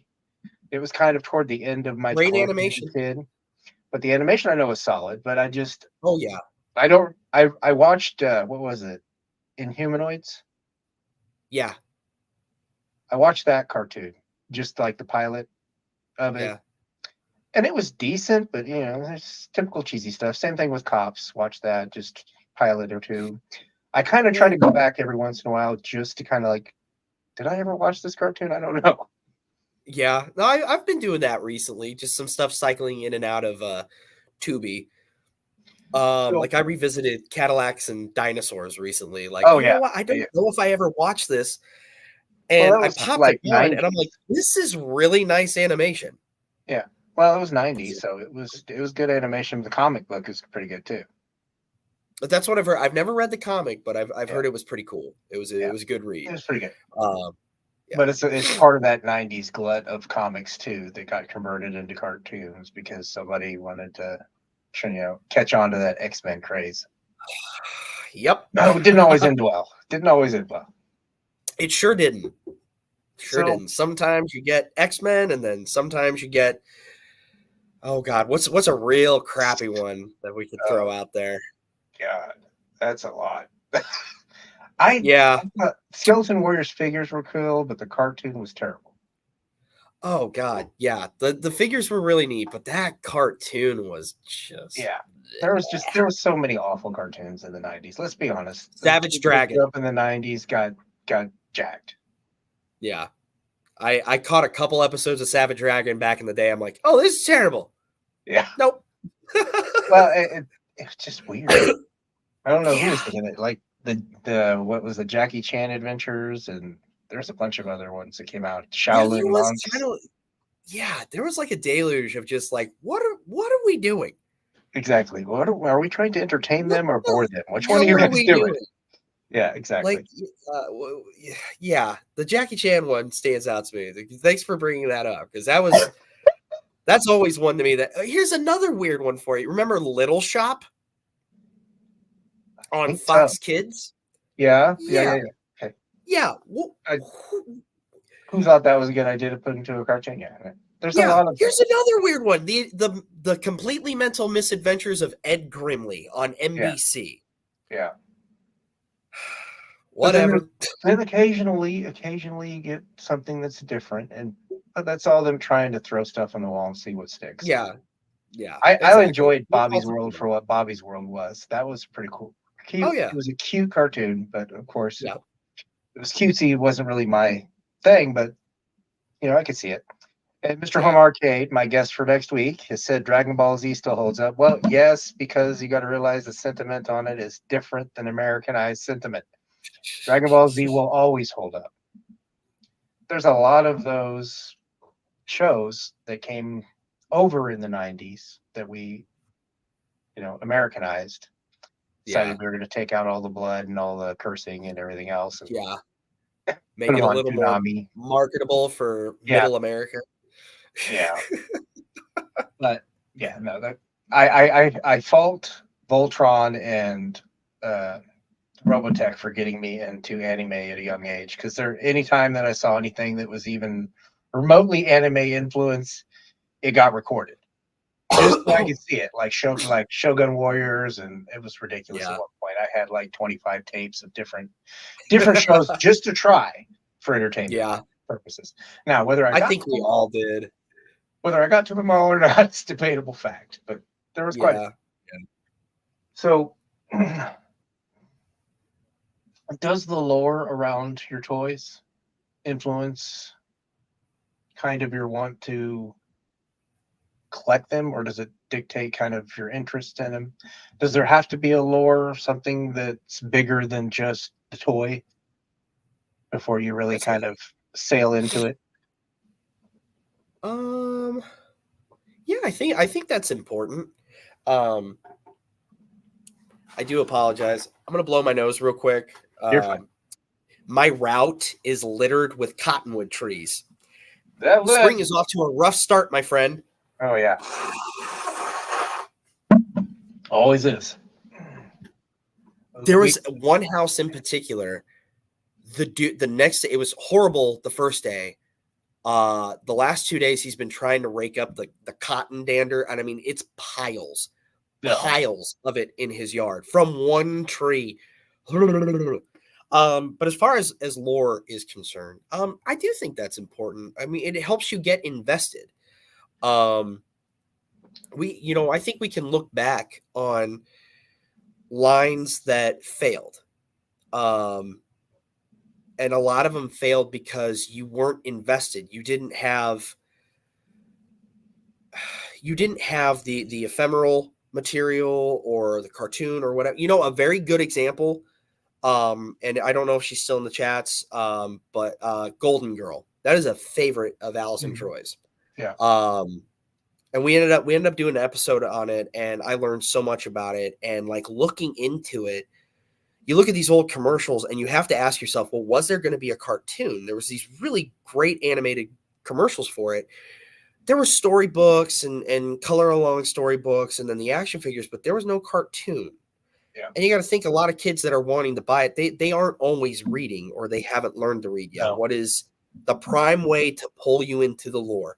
A friggin' cartoon. Yeah. And I think that's the reason why that line that was pretty good failed. If something doesn't have a cartoon, or the timing's off with it, Brave Star is another good Yeah. example. Like not bad figures, a great gimmick, fun packaging, the cartoon itself pretty well done. The storytelling was pretty great. I loved that cartoon as a kid, but to me, when I was a kid, I didn't even know there were Brave Star toys. It wasn't until I Yeah. got older and started buying like Toy Fair and Wizard. And I'm like, oh crap, there were figures for this. I thought Yeah. it was just a cartoon because their timing was way off with it. So lore plays a very big role in what we So, collect and why you collect it. At least it does for me.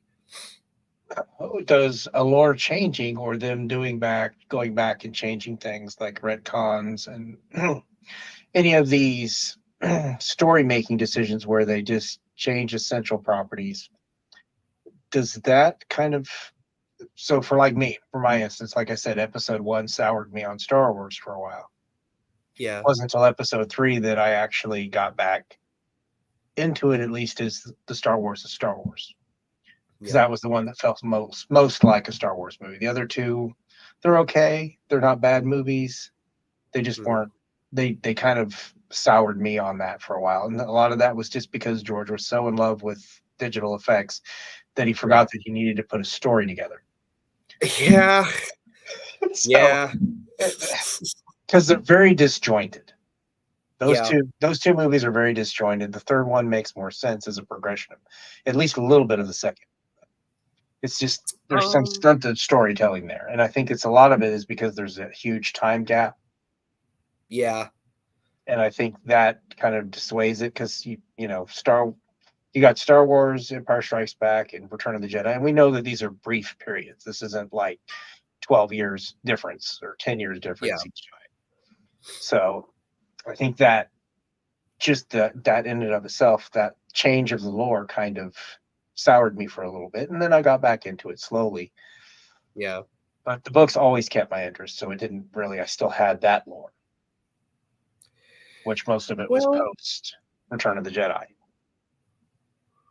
I think for me, I had some periods where I would want to get like ticked off at that, or hashtag not my He-Man or whatever. Yeah, But for the most part, no. I can remember very early on into me getting back into collecting. I was at my friend Terry's comic book shop, and we were kind of talking about different changes and like how they were doing things in movies. Cause this was like right around the time that like Marvel films was starting to blow up a little bit more. Superhero movies were like just in the beginning of like, hey, this is bankable. We can do this again. Yeah. The rotten taste of Batman and Robin was out of everybody's mouth. And I remember, I can't remember what movie it was or what property it was. But long and the short of it was, he kind of put it in a good frame of context for me. He's like, anytime there's something different, like whether it's a show and they change the storytelling a little bit or change the lore, or it's a movie, or they do a reboot, he's like, I just look at it as this is a different universe. This is a different continuity, and I can still enjoy what I previously liked. And then he dialed in further. He's like, well, think about the golden age, the silver age, Crisis on Infinite Earths, 0 Hour. Like, you put it in those kind of terms. I'm like, you know what? Yeah, it's why should I get pissed off at this? I don't have to like it, but Yeah. it doesn't have to stay what I want it to stay all the time. And I think, and even in my adult life, I had some periods where I came dangerously close to falling back in that habit. Masters of the Universe Revelation is a good example. That was coming out at kind of a crappier time in my life. I was angrier. I wasn't. I was dabbling in some things. I didn't like who I was, and I didn't like some of the things I was throwing in with at the time. And very quickly, I was taken in by the vitriol of it's going to be this and it's going to be basically the Clownfish TV BS. Yeah. And I was taken in by it at first, and then it came out and I kind of had an attitude about it. This is before I started like even this community. I didn't know about it. And I went to watch the show, and like initially that first episode when Adam dies, I was like, I don't know if I like this, and turned it off. And I was like, I don't know. And I was like, yeah, I think it was like the next day. I was like, you know what? This looks really well animated. You don't like it when things are judged by their cover. Yeah. Why don't you watch it and then make a judgment call? I watched it and I loved it.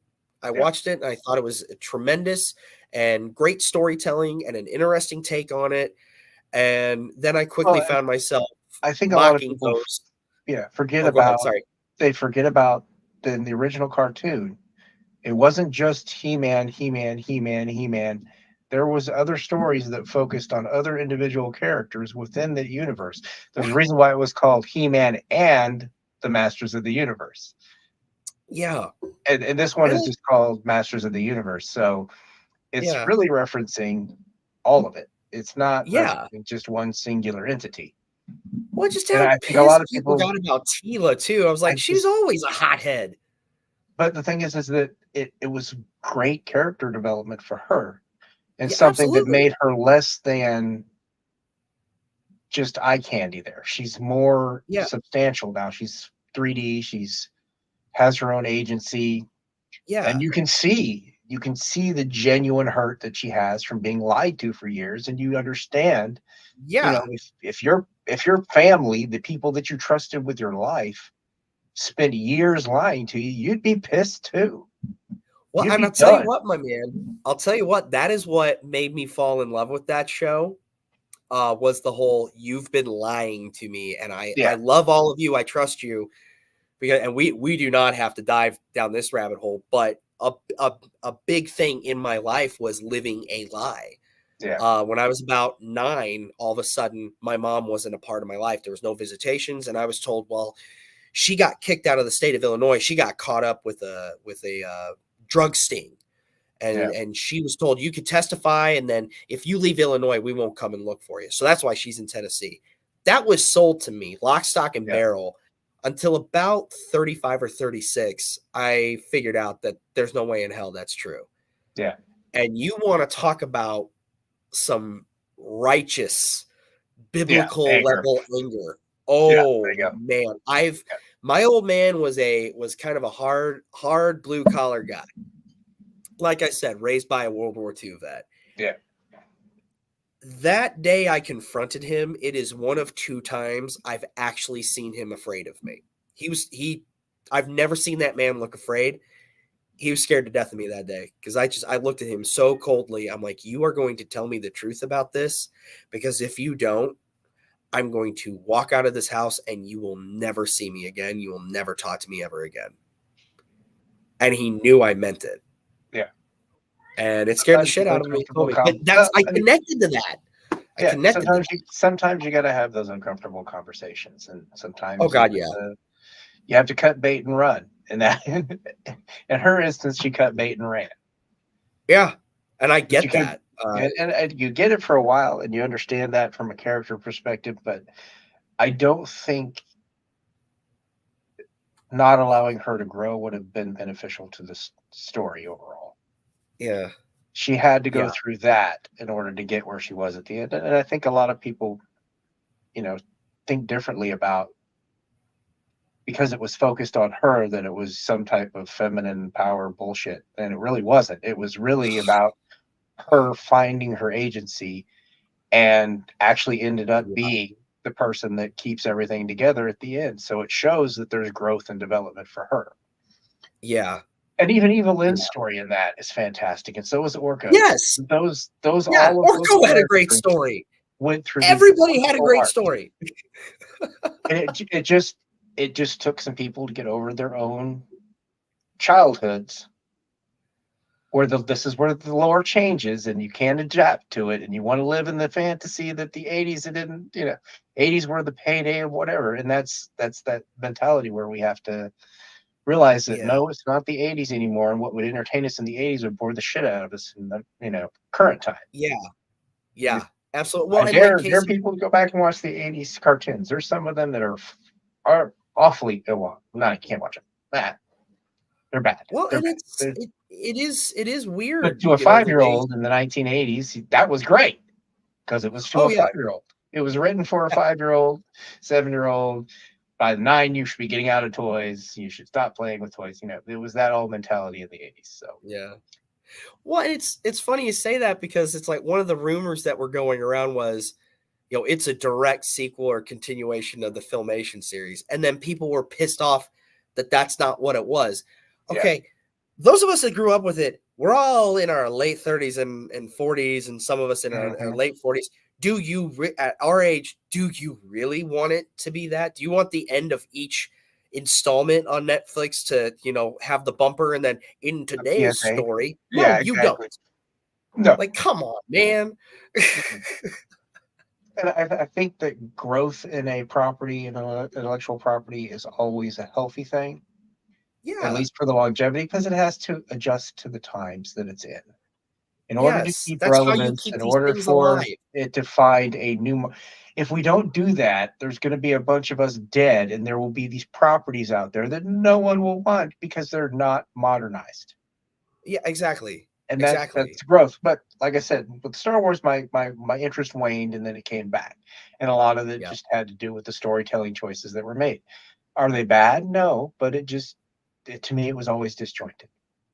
Yeah. So, and sometimes not everything's for you, and that's okay. And that's what I'm saying. My daughter's, that's her Star Wars generation. Yeah, exactly.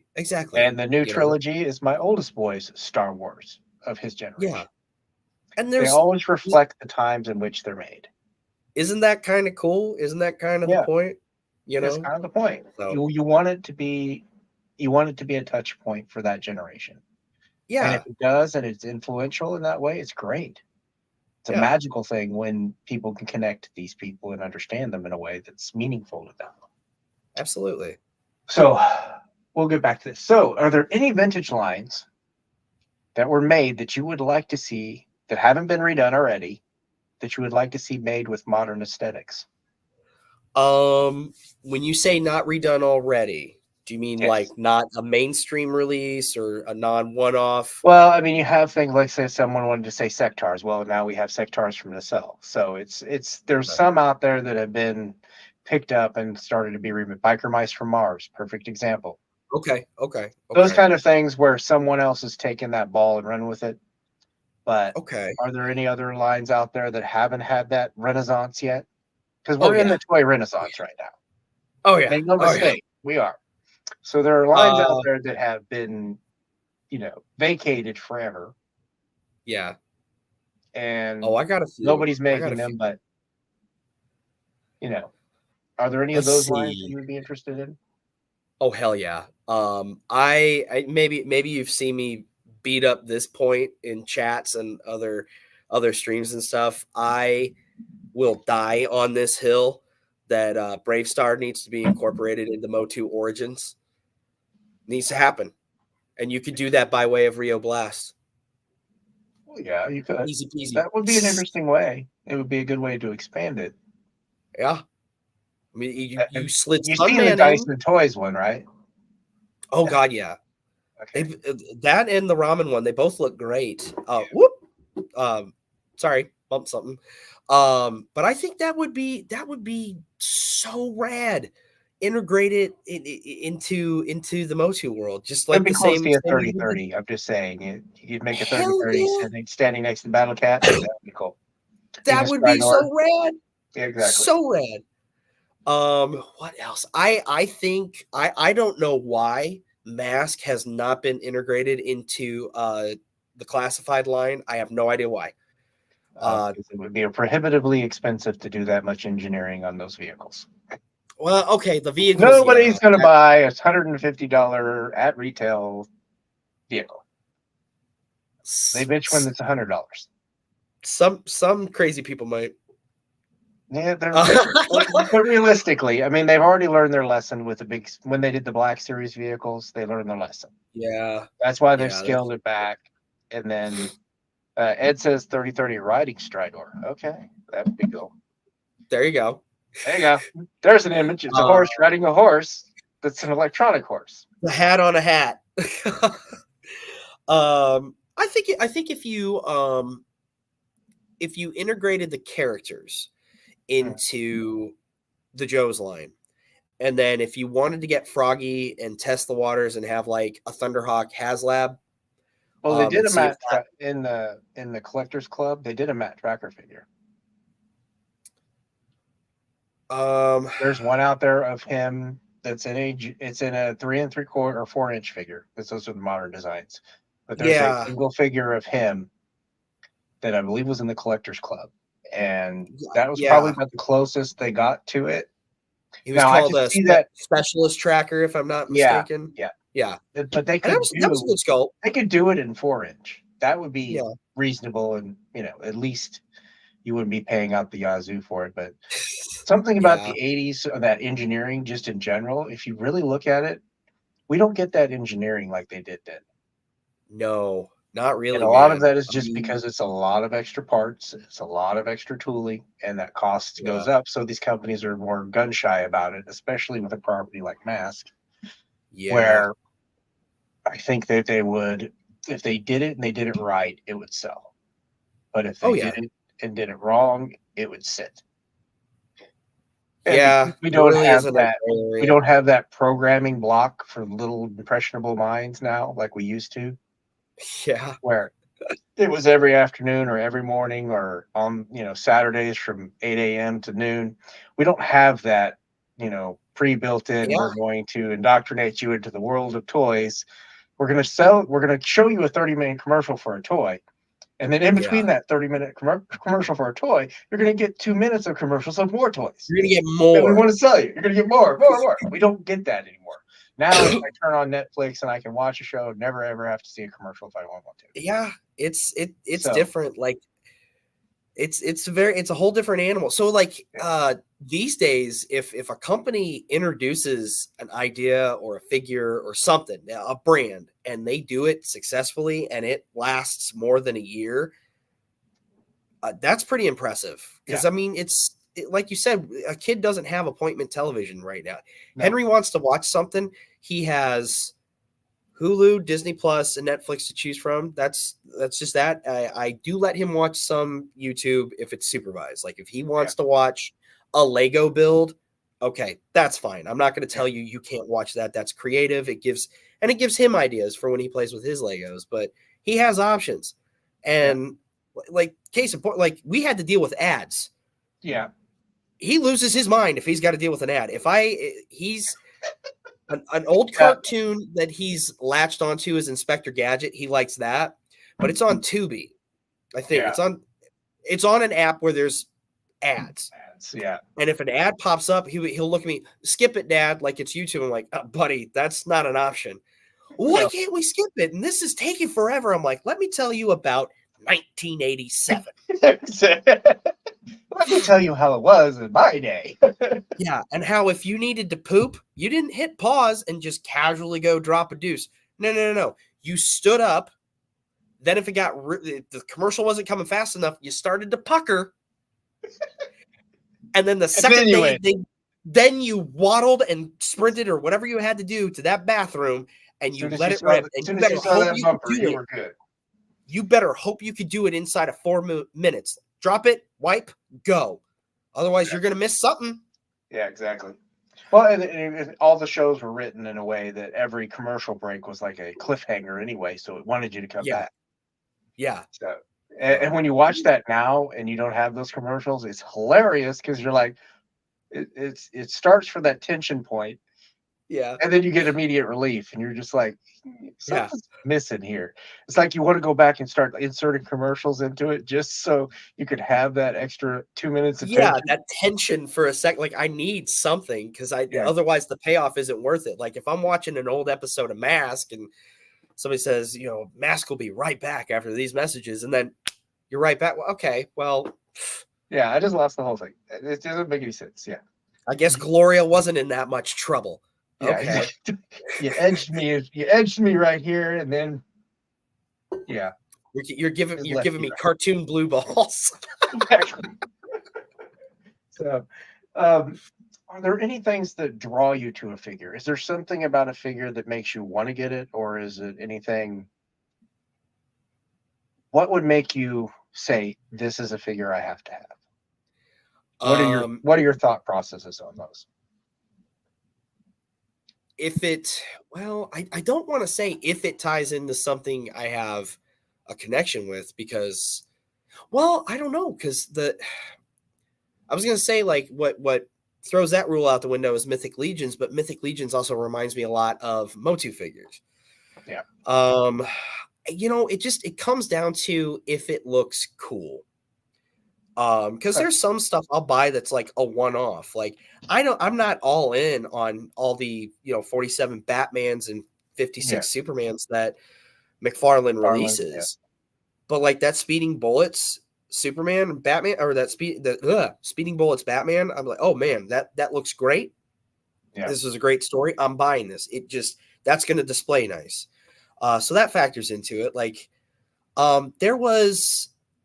I did do a pre-order. They ended up canceling it. I guess not enough people leaned in on it. I cannot remember who the company was, but it was my first time kind of going outside of an established brand. It was like original characters, and it was through Big Bad Toy Store, and it was like Halloween like figure. It had like a jack-o'-lantern head. It looked so cool.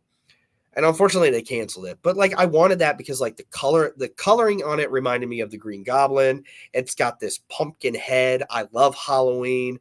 It just looked rad. And I think that would have even by itself would have looked cool. So for me, it's for the most part, they got to have a good look to them. At least when it comes to figures these days. Oh, excuse me. They got to have a good look. If it's just kind of meh, then I'm not buying it. A line that's on the market right now that I do buy, but if a figure doesn't jump out at me, like I'm not like I have to have every single one, is Masterverse. I mean, there's some figures in that line I'm like, no, I don't care. If I happen to see it on clearance, great, I'll add it. It's $3. Why do I care? But that one, it's like, well, like the Slush Head figure. I have no connection to New Adventures of He-Man. Yeah. And I didn't really care about that. The new Attorney of Whiplash, like I know a lot of people really like that figure. I could have given 2 shakes of a rat's ass about that one. I just didn't. But then you have like these new Eternia figures like the Man-at-Arms or the Vicor, the Skeletor, and those that's a cool design. That's a different take. It looks really neat. So a lot of it just comes down to aesthetic. If it's got a good look to it, chances are I'm going to want to pick it up. So all of us that collect, we all have this point at which we have buyer's remorse or regrets. Something Yeah. we bought, we wish we hadn't, or Yeah. something that we got and we were disappointed with it. So for me, one of those things that I always kind of look at when I'm thinking about buying something is, am I going to regret it later? So Yeah. have you ever had any of those buyer's remorse or regrets with your collecting? Yeah. Absolutely. Um, I think the prime example would, and I kind of mentioned it earlier. Marvel Legends. Um, there were some in there that I'm just like, when it came time to sell them, especially. I mean, at that point, I was glad I had them because I had all these complete waves. That got me a lot of money Yeah, when I sold them. But like some of them, that was part of what motivated me to sell them. I was like, why in the hell do I have half these figures? Why do I have a Deathlock? yeah. Oh, I Those have are Deathlock because I wanted to build this person. yeah, Um, another side of that would be Marvel figures by Toy Biz from the movies. Like yeah, for some reason, and I think the Patient Zero of that was the X-Men toys. yeah, I became fixated on, okay, I have to have movie representations as well. So I had Wave 1 and Wave 2 of X-Men. I had the X2 figures. I had all of the Tobey Maguire Spider-Man figures. I had the damn Eric Bana Hulk figures. Um, yeah, it was bad, dude. I had the Chris Evans Fantastic Four figures. I had mhm, those. Those weren't too bad. Those were okay. But it's like I get to a point at like I bought the Thomas Jane Punisher. I bought the Affleck Daredevil. And I had them all set up, and I'm like, wow. And then finally, I just step back. And I'm like, what in the hell am I doing? yeah. Why I do I need 7 Eric Bana Hulks? Because well, this one's in like clearly it's jeans. This one's brown pants. This one's no. Come on, dude. Yeah. that was the That's. definition of remorse. I mean, we have those moments. I mean, there's any time we buy something, sometimes we get to it and it's like, why did I buy that? Oh yeah. Yeah. Clearance For was my me, it worst. was Clearance was my problem with that. If I saw it on clearance, I'm highly likely to buy it on clearance, and then I'm like, yeah. why the hell did I just buy that? I didn't want it. Yeah. I didn't want it at full price. I'm not sure I really wanted it at clearance, but I did it because I was afraid of missing it out. I guess I there's some figures that I just like. That's I that's just the don't. thing with clearance, man. It's that's why I don't go shopping anymore, and I She stay is out of a the harsh toy aisles mistress. and clearance. Yeah, I gotta stay out of the toy aisle and stay out of the clearance section. Other than that, Yeah, I'm pretty safe. sometimes you gotta. I kind of feel like sometimes the clearance aisle and the toy aisle, it's that And then of course ex-girlfriend Ross that at is like Christmas a time, lot of killing me. fun. Ross at Christmas, killing me at Oh Christmas. god. Yeah. That was bad. And God help Oh, you if there's an Ollie's in your area. oh, there is, but yeah, Oh shit. it's a little farther away and takes a lot longer to get to. But yeah, Okay. I Okay. used to go there every morning. Well, not every morning, but every week.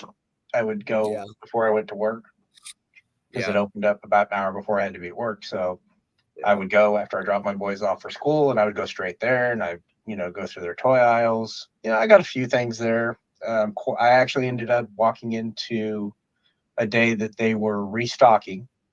I Uh-huh. found I got 4 Crimson Guards, an extra Dusty, an extra Zorana, and then I ended up finding some real Ghostbuster stuff. I found a Stay Puffed, Nice.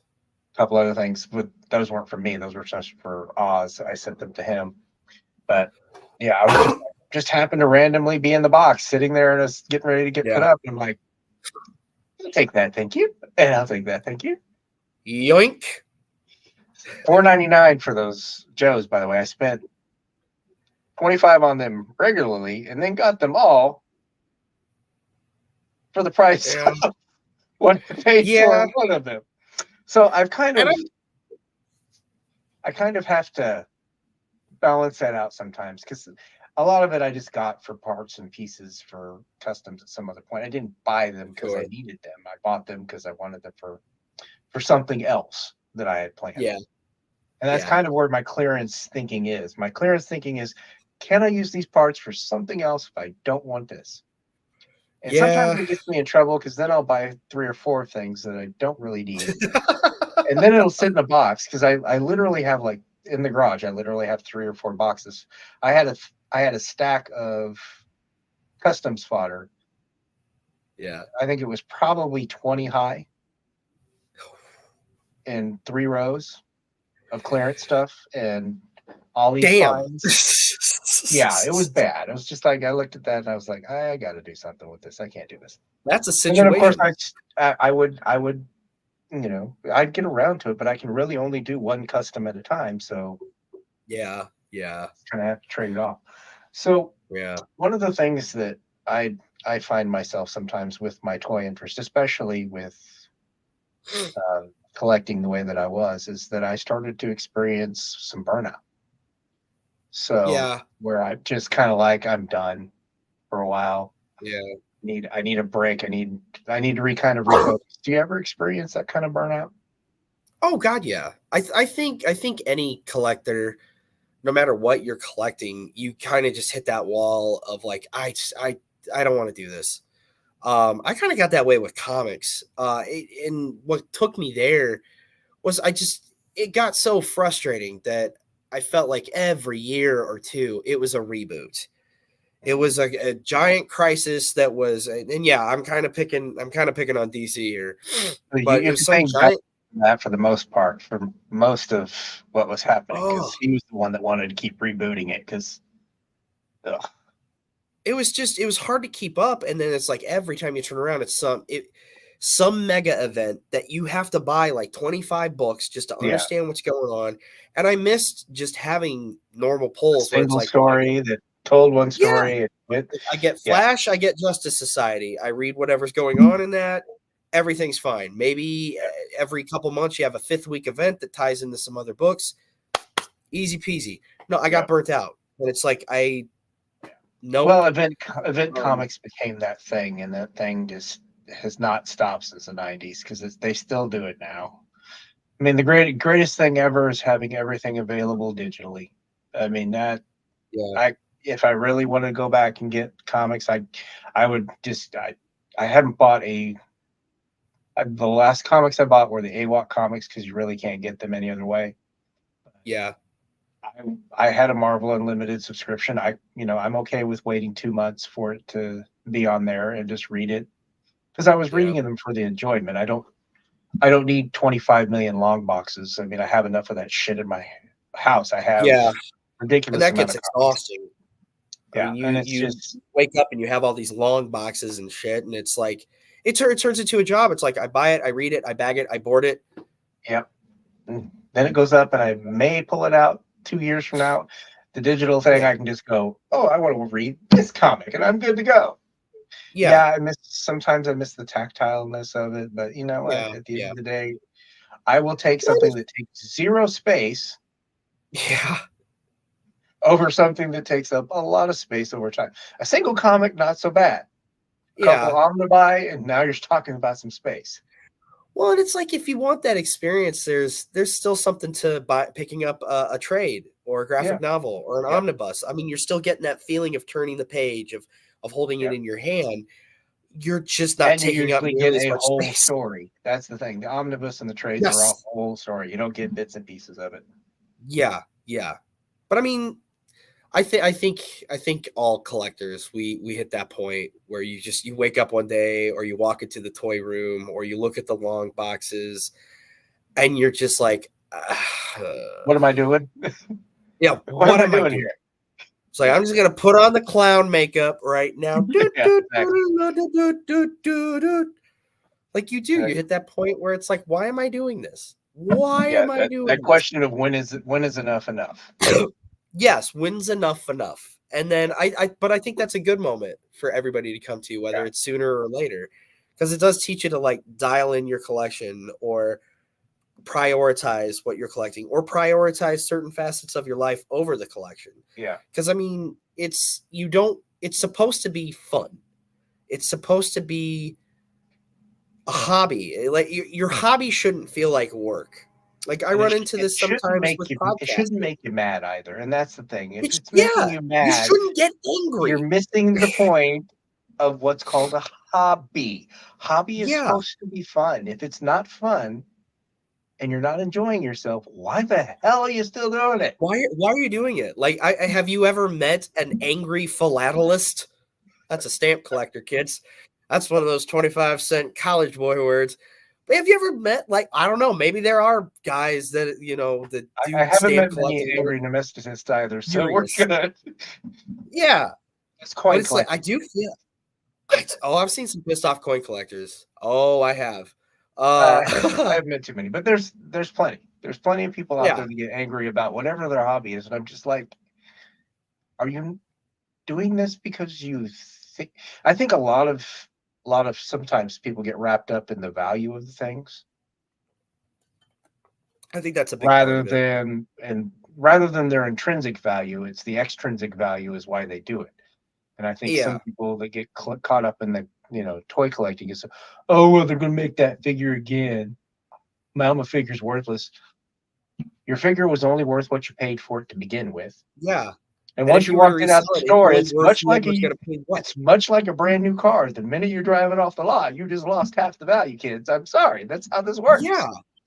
Well, It may or may not go up.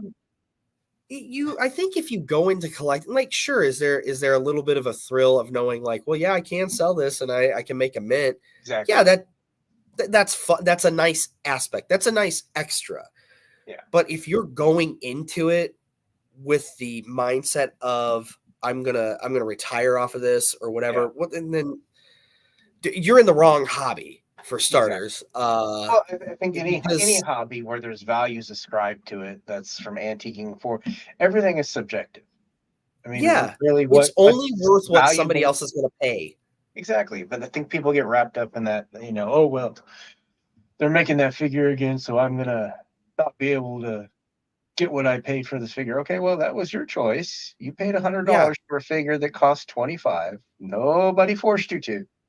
yeah. Nobody held a Nobody gun to your head. made you do that. Nobody's put a gun to your head and say you're going to do this. No, you made a choice. Yeah. Sometimes your choices pay off great, and sometimes they suck. Exactly. That's life.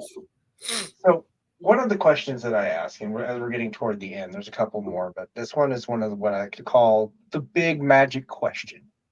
For every collector, the big magic question is, if space and money were no object, what would you collect and why?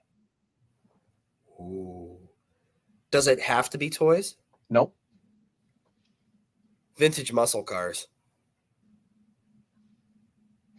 Yeah. If space and money were no object, I mean, obviously, I'd still, if we're playing by rules of money and space is no object, obviously, I'm still buying the toys as well.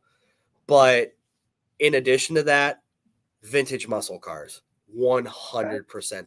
They're beautiful. It's. I know sometimes muscle cars get lumped into the whole male inadequacy thing, Yeah. and compensating. I love how they look. The power, that's great, and they go fast, and loud engine, that's neat. Yeah. And I appreciate all the engineering that goes into making them make the loud sounds and go fast. But for me, a lot of it is just the art of the design, the interior, the dash, the lines outside of it. There's really something to that. You don't see a lot of that these days. Everything is very homogenized, and I get that. That's cost effective. That keeps cars affordable, and parts interchangeable, and what have you. I understand that. I worked in the car industry for 8 years. I get it. However, I miss some of that uniqueness. Like, well, this was a Mustang, this was a Chevelle, this was a Barracuda, this was a Roadrunner. They stood out. They looked very different. Like, each one was a peacock in its own way. It was just a very gorgeous period for cars. And So that's 60s muscle cars is what you would want. 60s into 70s. There's some stuff in the 70s. Once you get to 80s, I had a 75 Mustang. I will tell you, stay the hell away from those. I've heard bad things. What was 75? Was that a Mustang 2? No, it was just a regular No, that was it. Mustang. That was later. That was later. I had a 302 75 engine in it, and I blew head gaskets like nobody's business. Oh yeah, no, that 302 and 75 would just chew the hell out of head gaskets. Yeah. So In the I've had 80s, I replaced. would say I was just gonna say as far as like 80s cars, 80s Trans Am. Yeah. Hell yeah. Throw on the jean jacket, take my best girl out for a slow gin fizz and a Journey concert. Hell yeah. Trans Am, Firebirds, yeah. Give me all them. Yeah. Absolutely. So one of the things that we as collectors always do, we always have to kind of evaluate where we are and think about the future.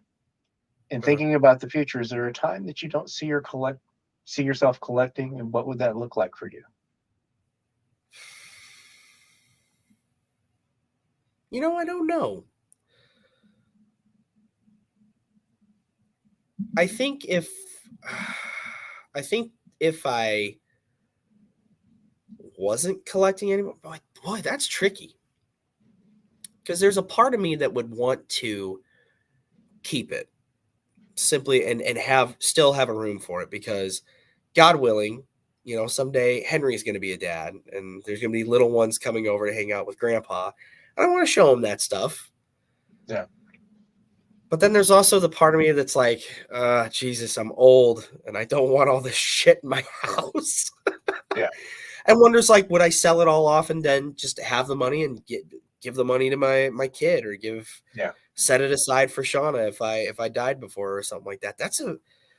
I think it goes. I would go one of two ways. I'm pretty certain I would keep everything, just because I would find it cool.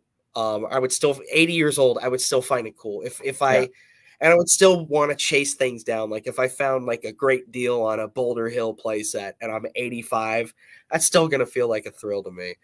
I think the only way there's a future where I don't have that stuff anymore is if something drastic happens, is like we need space or we need money. This stuff's got to go.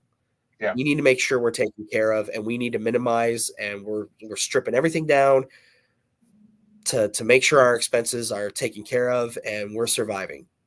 That's what that would look like. So the hope last that answered that question. It did. I mean, sometimes when I think about not collecting, I kind of think about, well, one, I would have more space infinitely eventually, but yeah, I also think about that I wouldn't have that extra outlet that I get now, which is the creative outlet, because I use it to make the dioramas and I use it to make, custom figures. So I have that extra creative aspect, and it would be interesting to see if I didn't have that extra creative aspect. Because I know for me, when I came up with the ToyPherapy, using it as a coping skill, because it was helping me manage a lot of the other stressors and other things going on, especially with my son. And, I try to think of if that ability to use that coping skill went away, what would that look like? And for me, I don't know that I would give it up completely, but I definitely have scaled it back significantly now. And I'm okay with it. I'm okay with it being scaled back to where it's more reasonable and I can manage it on a day-to-day basis, and I don't have to stress out about. I don't worry about the pre-order. I don't have to worry about, missing out on that limited time sale. I don't freak out about any of that stuff. There was a period there where it was like, I have to do that. And now I'm just like, it's just stuff. Yeah. Get to that point where it's just stuff. So with all that, exactly. We're going to get to that final question, which is, of course, the most important question, which is also my tagline. What did you find joy in today? Oh, goodness. A few things. The weather was spectacular on my route today. I know that maybe sounds like such a silly thing, but it has been rather hot, and it's going to get hotter as the summer goes on. But it was weather-wise, it was literally a perfect day. Sun was out. There was enough of a breeze that it felt good. It was cool in the morning. It was nice and warm in the afternoon. The drive in from my route, the things were cooling off. It was beautiful weather. It was beautiful weather. It was a beautiful day. And I had a tremendous session with my therapist on my lunch break. Yeah. Like we talked about a few things, and I walked away feeling way better, and also having some homework that I need to keep in mind. Like the biggest thing I got to work on is giving myself a little more grace and Yeah. forgiving myself a little bit more. I'm terrible at that, but it was nice to. It made me feel better to hear that, and to kind of have somebody like reinforce that. So I would say, yeah, something as simple as the weather today and just having a really great therapy session Well, for really brought me a lot me, of joy. I got to take my oldest boy to dinner. We go to dinner on Wednesdays now. It's part Yeah. of our little new routine. Yeah. And he decided that he wanted to come hang out with Dad tonight. He's in the living room right now. He Sweet. didn't really want to come hang out with me. He just wanted to get out of the house. Let's be honest there. That's what he really Yeah. wants. Sometimes you Yeah. just want to get out of the house where the tension's at just to get a break. And I can understand. Yeah. And I'm all Yeah. for him I getting understand that. that little stretch of himself. Yeah. But why don't you tell people where they can find you? Little old me. Well, You. you can find me in a couple places. You can find me on X at Derek J. Hoover, or you can find the show on X as well at Yesterday's Pod. We do have a website, yesterdaysmedia.com. You can go there and check out little write-ups. I don't do a whole lot of contact through that because I have somebody else managing that website for me. But you can always email me. I'm the one who's checking it at yesterdayspod@gmail.com. Those are usually the easiest ways to find me and have direct contact. And of course, the show comes out every Monday. We try to have a new episode every Monday. We've been consistent with that. So that's where you find me. All right. Well, with that, folks, I want to thank Derek for coming. And yes, thankfully, we didn't get too deep into the muddy waters of mental health, but I am going to share one thing before we leave. I got to get to it. And of course, I have this going there. Where's that? No, no, no. Where are you at? Oh, good gravy. Uh, I really don't like this new setup. I got to get used to it. It's killing me. It's killing me. All right, let's try there. All right, 5. Where is it at? There it is. All right. Bring this back up. Because I do these on my Instagram, for those of you who don't know me, let's see. These are what I'm sharing every day. These are my painful thoughts. So you can't control how other people receive your energy, words, etc. Anything you do or say gets filtered through the lens of whatever is going on inside them or whatever they are going through at that moment. Their ability to understand you is dependent on factors out of your control. It is not about you. Be patient, authentic, kind, and work from a place of love. So, I like that. all of these kind of random thoughts, and I've been adding them periodically every day. So each of them will have a bigger, longer explanation underneath them. But I've kind of started to, as part of my healing journey, I'm in therapy as well. Lots to deal with. About 49 years worth of trauma. We're good. It's fine. It's fine. We're It's all fine. The okay. world's burning, It's but we're okay. fine. We're fine. It's okay. So We're gonna get it unpacked, and you're yeah, gonna be okay, exactly. bud. We're moving forward. That's all I need to do. I'm just gonna Exactly. move on forward and keep going. But Exactly. as I go through these, I write out these things, and then I think about them, and then I kind of conceptualize them as myself.